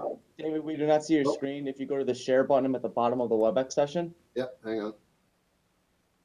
Oh, it says connecting. Okay.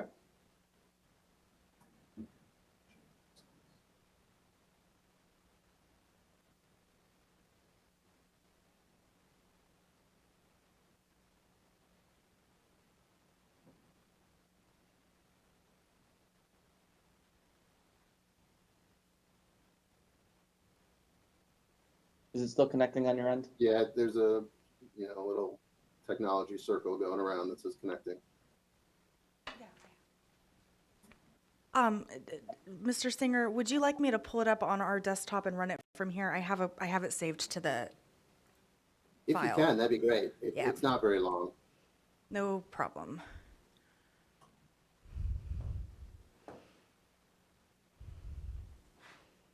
Okay, so if you can see that, and you can just tell me next slide, or I can turn it over to, I'll actually turn it over to your associate. Very good, I can see it. So the subject site is outlined in yellow. You'll see this is the back half of what the applicant is going to make a unified site that fronts Kennedy. It's about an acre. It's already designated CMU 35. We're looking for one extra category to UMU 60, unify the site in terms of its designation. Next slide, please. As outlined by staff, this is a request for about 56,000 square feet of entitlements on the area where the intensity is appropriated. It's really at a time when we need this kind of intensity in these uses on these commercial corridors like Kennedy Boulevard. In terms of residential units per acre, it's a 1.04 acre parcel. We're talking the number of units would change from allowing 36 in its current form to allowing 62, which is a 26 unit difference. Next slide, please. The entitlements are being proposed really where they make sense in terms, again, of increasing density right in the heart of Tampa's Kennedy Boulevard Transit Emphasis Corridor. It's about a mile from UT. It's near the Tampa General expansion, which is also UNU 60 designation, and about a mile and a half from the urban core. Next slide, please. When we look to increase density, it's of course important, both intrinsically and in order to follow the policies of the comp plan, to ensure good access to transit. This site is right in the middle of several options, easy access to town and the airport via Hart Local Route 30. Also has convenient access to local Route 14, which goes as far north as Linebaugh and as far south as Britton Plaza. Next slide, please. As I mentioned earlier, applicants asking to fill the remainder of a block that's already designated UNU 60. It unifies the parcel, allows this extra density that's needed to allow for increased housing units and some additional commercial space. Next slide. Precedent for expanding the UNU 60 footprint in the area already exists. You can see 3 examples right in the immediate area. Considering the proximity of transit to this site, the nature of the growing corridor, and frankly, as we just discussed, the unprecedented housing need that we're facing as a community, the expansion to UNU 60 here is a logical step. Next slide, please. As staff describes in their thorough report, this proposal is in harmony with many, many comp plan policies. I will not read through all of them. I will list them, and you have them there in case you'd like to refer to any of them. Next slide. It's no secret we are in a housing crisis, and every day a new story seems to be printed in the newspaper. Just last week, the Business Journal reported rent in Tampa Bay has increased by 53% since 2019. Next slide, please. After that report, the Times reported that Tampa Bay rent is only behind Miami, and Fort Myers is the highest historical outlier in the nation. You read here this quote about the struggle to keep up with demand. That's true, but one of the other stories that we know from living here and our understanding and working with our local government is that there's only a couple of corridors in our community where this type of density really does make sense. And we're on one of them here on Kennedy Boulevard. And that type of density should be approved here as opposed to other much more residential types of communities. The Kennedy corridor really calls for this type of increase. Next slide. You know, much as we've seen Tampa's mayor and city council agree on many things, they do agree the city doesn't have enough housing inventory to keep up with demand. And the public and the private sector really can get together to meet this need, and that this application furthers that objective. So to wrap up, in harmony with staff's recommendation, we respectfully request your recommendation to add these additional entitlements, to unify this parcel, and change the density to UNU 60. That concludes my presentation, and I'm available for your questions. Thank you. Thank you. All right, we got lights out in the boardroom again.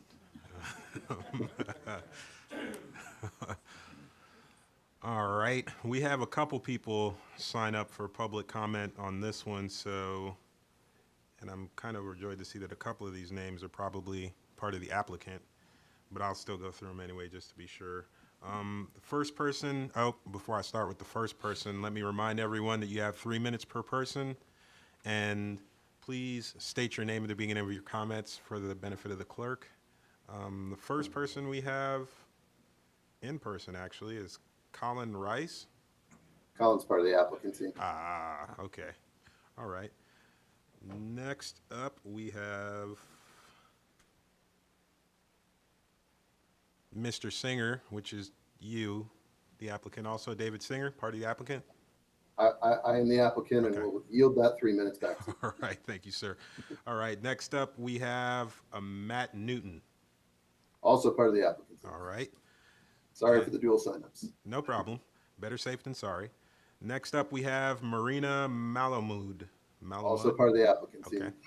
All right. And last up, we have Carlos A. Ramirez.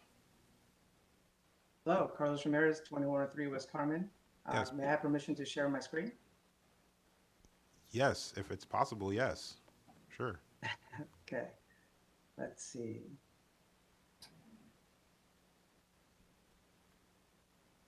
You guys, So if you go down and you hit the share button, yes. and it brings you to another pop-up window that says share content, and we have a map up right now for you. There you All go. right, perfect. That's exactly where I want to be. Okay. Carlos Ramirez, 2103 West Carmen Street. I am with the North Hyde Park Alliance, North Hyde Park Civic Association Board. I'm the current vice president. I'm also the West Tampa CRA Citizen Advisory Committee Chair.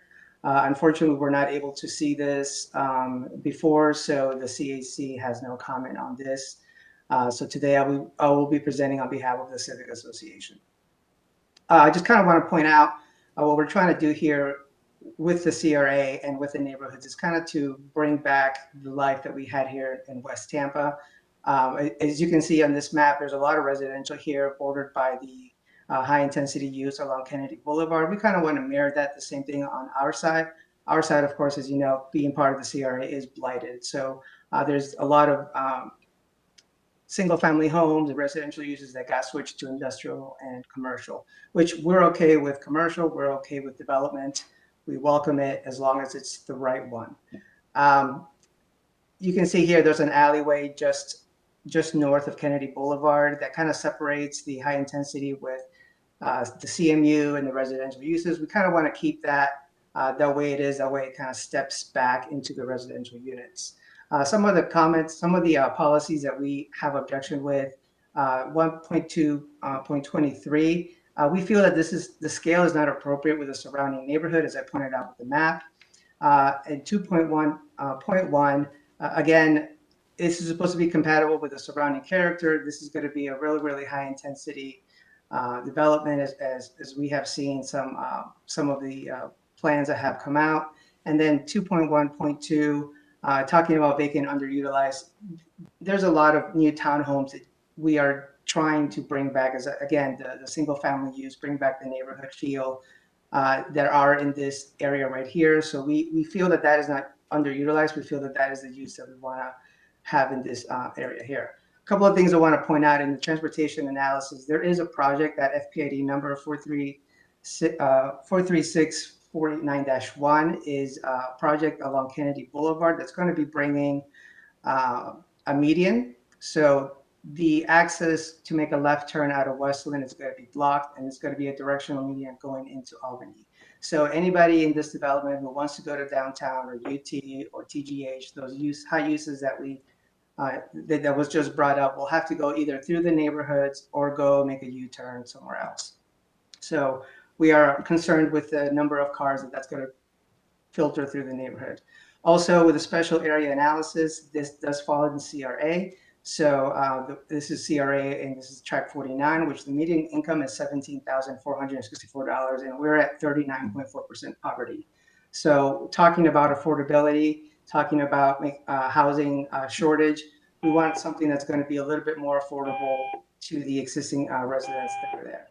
And lastly, we just kind of want to mirror the objection that the city of Tampa had, that the change in the land use may set a precedent to introduce more intensive land use north of the existing transition point and into the residential multifamily neighborhood. Thank you. Thank you. All right, that is all we had sign up in the public comment, as far as I know. Good. All right. Don't know what's going on today. So with that, I will turn it back over to the applicant for any responses. Very briefly, thank you, Mr. Ramirez, for your comments. I think all of those comments are extremely valid and will be addressed at the companion PD hearing in front of the city. The question before the commission tonight is this UMU 60 designation appropriate? It's not about where the access is going to be. It's not about the design of the building. I would remind you that There is already commercial entitlements on the back half of this site that could be developed today as of right. We're asking for a little more intensity for a project that's going to front Kennedy. It is not going to intrude into the neighborhood. And I don't want to get too much into design because, again, as Ms. Malone pointed out, the LDC does require significant buffering and screening. So the question before you today is this one step up in intensity to add 26 units on this 1 acre site appropriate? We would submit to you that it does meet the policy goals and objectives of Tampa Comprehensive Plan. We outlined all of those policies, as did your staff. We'd ask you to rely on that in finding this consistent and ask for your approval. Thank you, Mr. Singer. All right. With that, I will turn it over to the commissioners for discussion, questions, comments on this item. All right. Oh, Commissioner Kress. Thank you. Jennifer, would you mind articulating city staff's main points of opposition?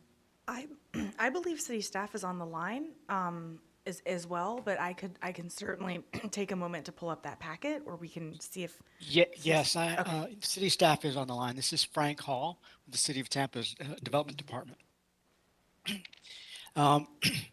As noted in Carlos's presentation or explanation, we had objections based on some of the issues that he brought up.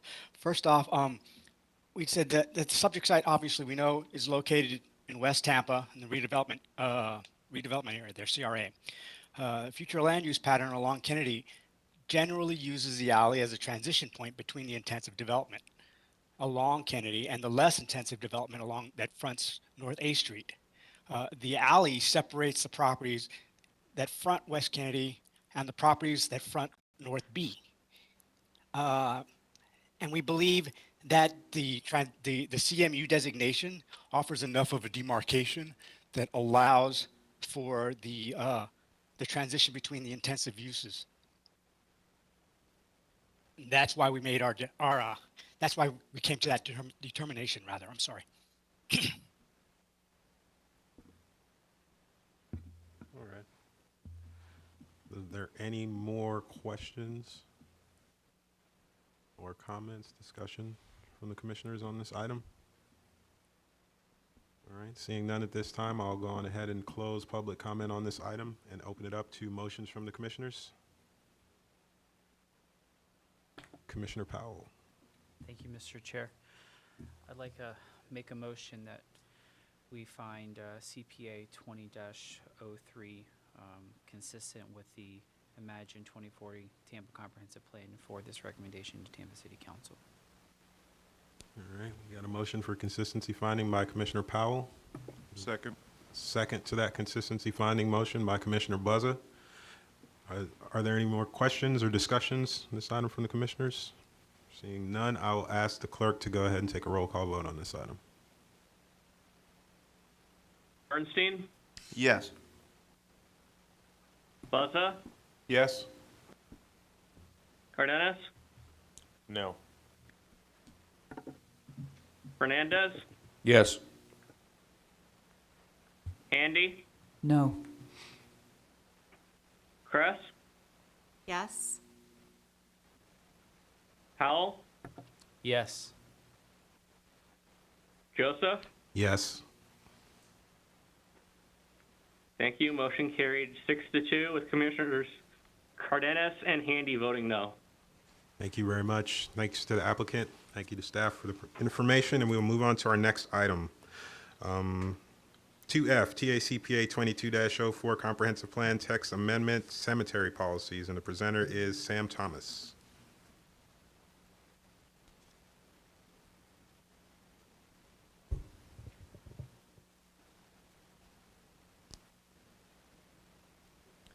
Good evening, Sam Thomas again with your Planning Commission staff.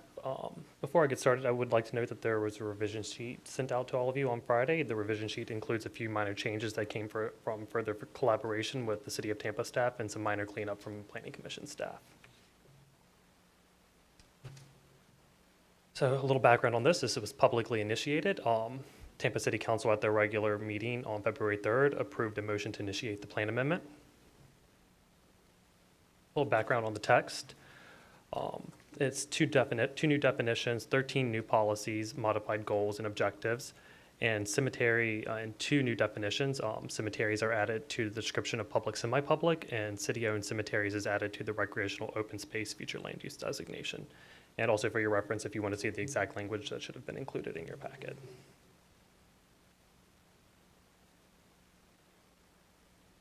The additional policies are mainly focused around protecting Tampa cemeteries and promoting their preservation, while also encouraging privately owned cemeteries to be included in an appropriate future land use designation.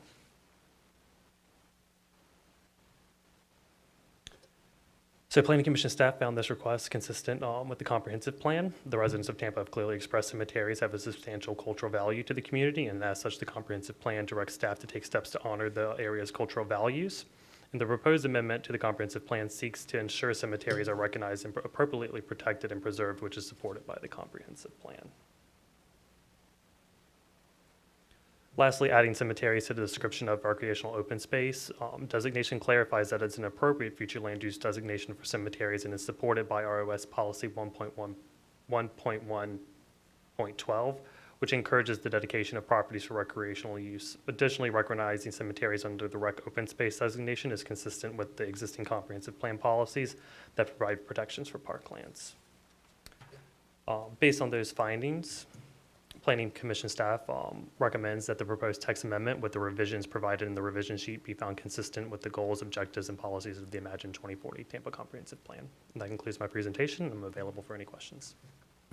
Thank you. No applicant on this, or we are the applicant on, all right. All right.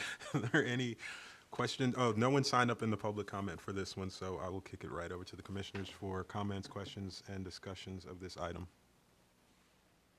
Oh, Commissioner Handy.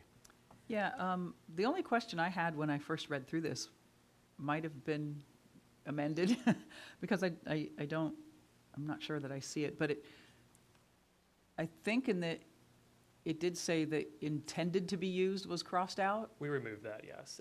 Intended to be used is no longer included in the definition. Okay. That should be shown in the revision sheet. Okay. So a cemetery is no longer a place intended, so it has to be a cemetery as opposed to perhaps being intended to be a cemetery? Yeah, so we wanted to, that was a kind of a tricky definition, that we didn't want to restrict someone's land use by saying just because you decided to, say you bought a parcel of land some odd years ago and it was intended to be used as a cemetery, but it never actually was a cemetery. We don't want to restrict that person's development rights by saying that, okay, the definition of a cemetery is anything that is intended to be a cemetery, therefore this cannot change future land use categories to go from a rec open space or public, semi-public to something else. So that definition we thought was just a little too broad, and we wanted to bring that back down. My question or concern about that is that there was that West Tampa area that was under debate for conversion, and it was, if I remember correctly, intended to be a cemetery. Mm-hmm. And there was, quite the community outcry because my feeling is that people in the neighborhood live there or have lived there or buy there or what have you with the understanding that that is going to be green space. But if you take out the intended part, then there's really no protections for that community that thinks they're buying in an area where there is green space, and then someone says, oh, never mind. It was intended to be, but now I want to develop it. So in my mind, there's already a shortage of green space in Tampa. So that's where my questioning of that whole intended part came about. I completely understand that. I think it was a balancing act that we were trying to find between property rights of owners nearby, but also the property rights of the owner who happens to own a land that they possibly acquired, not maybe if they didn't do their research or know that it was intended to be used as a cemetery. We don't want to possibly restrict that person's rights, along with, we want to balance the community's rights too. So while that does narrow the definition of cemeteries, I would believe that the policies that we've added in here more than would protect any type of cemetery or green space that would want to be developed if it was actually a cemetery, especially if it's recreational open space designation. That's going to be nearly impossible to change for any type of development. One of the policies strictly cited in here to back this up was the protection of recreational open space. Like, it has to be it has to be within the public interest for us to move something out of the recreational open space into something else. So I would say if you're buying something, if you're looking at property to buy in an area and you're believing that it's recreational open space, it's a pretty good vote of confidence that it will remain recreational open space based on the comprehensive plan policies. But public, semi-public designation for cemeteries, that's something different, but those cemeteries would only be privately owned cemeteries, not city-owned cemeteries. Thank you. Yeah. Thank you. All right. Are there any more questions or discussions of the item from the commissioners? Not seeing any, then I will go on ahead and close the public comment on this item and open it up to motions. Commissioner Buzza. I move that we find City of Tampa CPA 22-04 consistent with Imagine 2040 Tampa Comprehensive Plan and forward this recommendation to the Tampa City Council. All right, we have a motion of consistency finding by Commissioner Buzza. Is there a second? Second. Second by Commissioner Powell. Is there any more discussion of this item from the commissioners? Seeing none, I'll ask the clerk to go ahead and do a roll call vote on this item. Bernstein, Yes. Buzza, Yes? Cardenas, Yes. Hernandez, Yes. Handy, Yes. Kress, Yes. Powell, Yes. Joseph. Yes. Thank you. Motion carried 8-0. Thank you. I'll keep doing that. It's getting late. All right, next up we have 2G, TACPA 22-05, Comprehensive Plan Map Amendment, Jackson Heights Cemetery, and the presenter is Katrina Corcoran.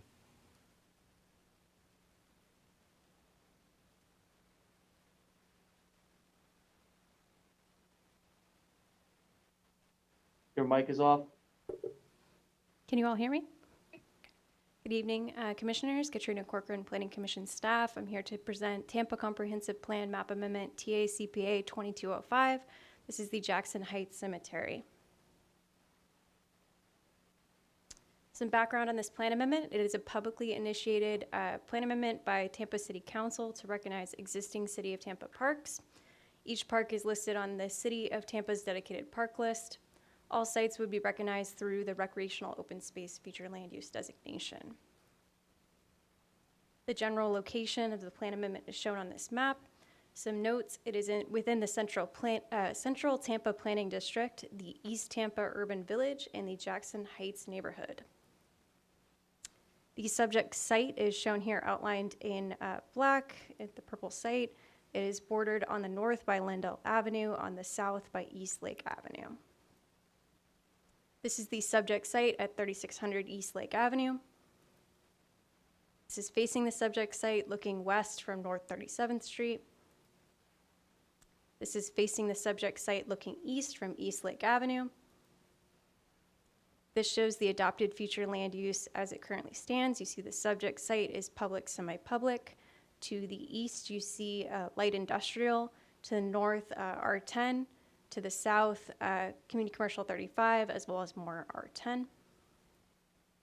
The proposed future land use is recreational open space, so you see the change there on the subject site. Currently, public and semi-public does not have maximum potential intensity and density defined, so changing this to recreational open space would mean that no non-residential and residential development could occur. Staff found this change consistent with a few plan policies, including part of a multi-year plan process to appropriately recognize the city's parkland on the adopted Blue Map, and it provides additional long-term protections by recognizing the recreational use of the site on the Blue Map. Planning Commission staff recommends that TACPA 2205 be found consistent with the goals, objectives, and policies of the Imagine 2040 Tampa Comprehensive Plan. With that, I conclude my presentation. Happy to answer any questions. All right. No applicant on this one, right? Publicly initiated. Okay.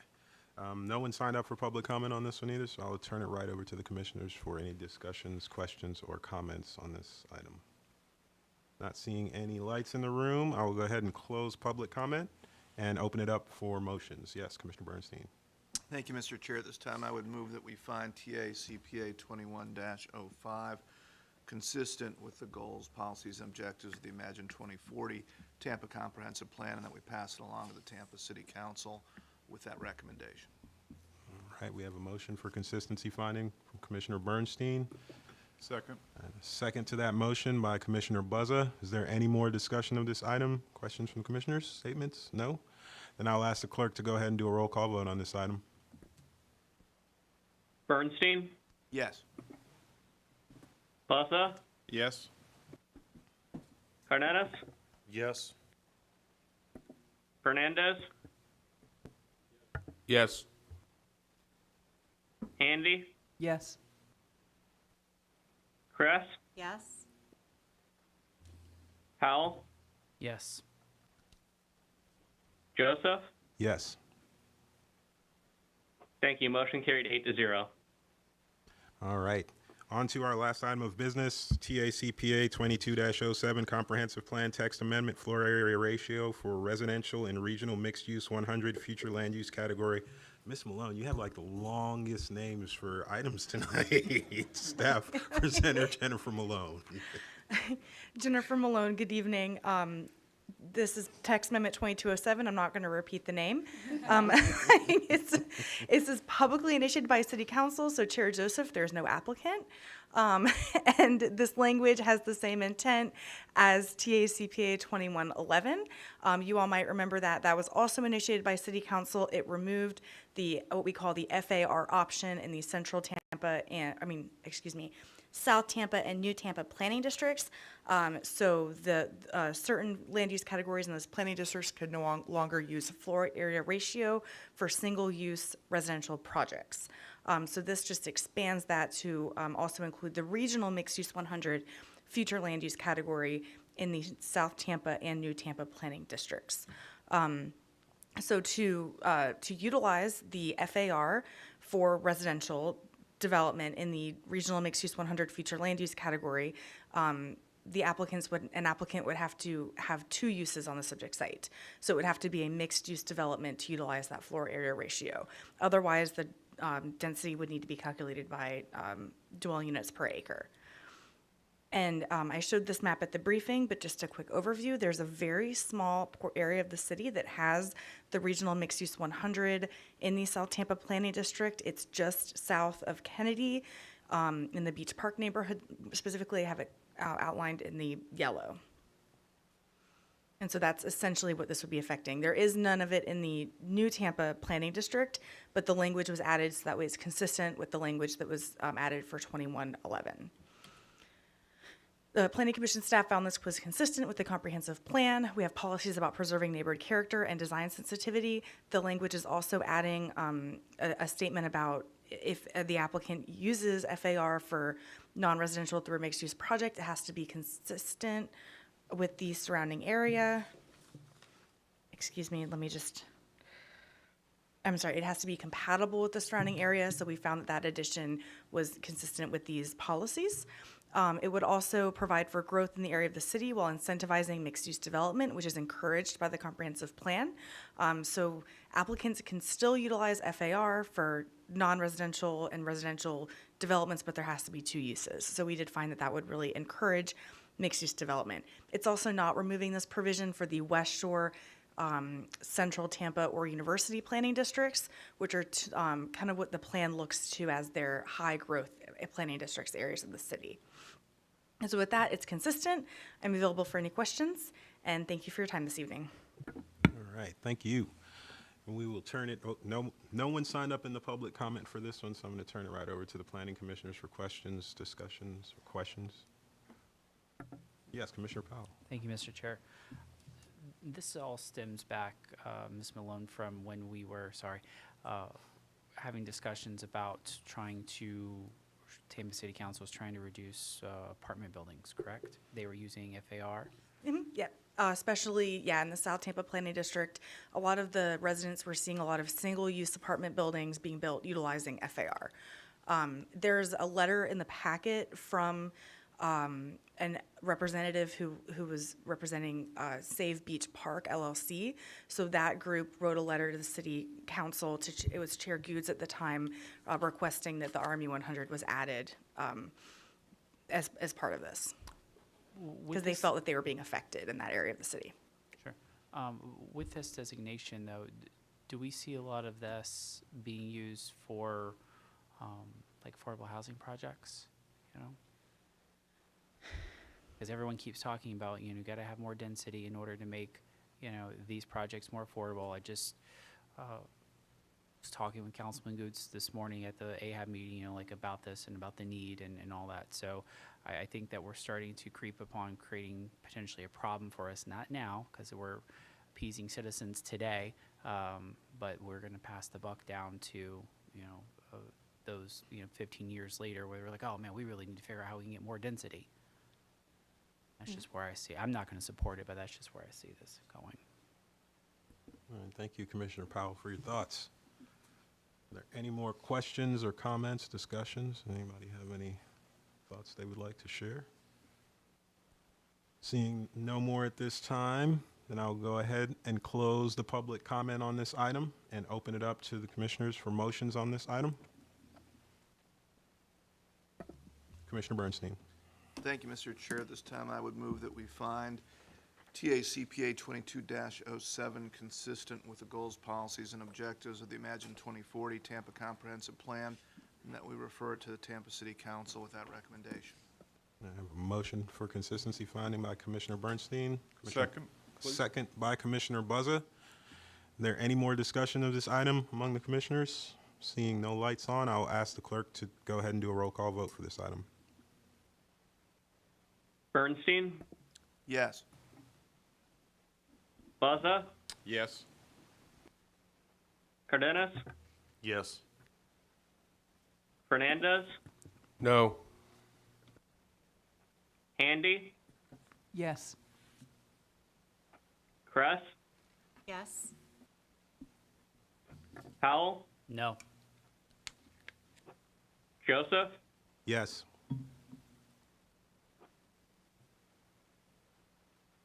motion carried 6-2. Commissioners Fernandez and Powell voted no. All right, thank you very much. Thank you for everyone who's watching for your time. Thank you, staff, for the presentations. This meeting is adjourned. Good night, everyone.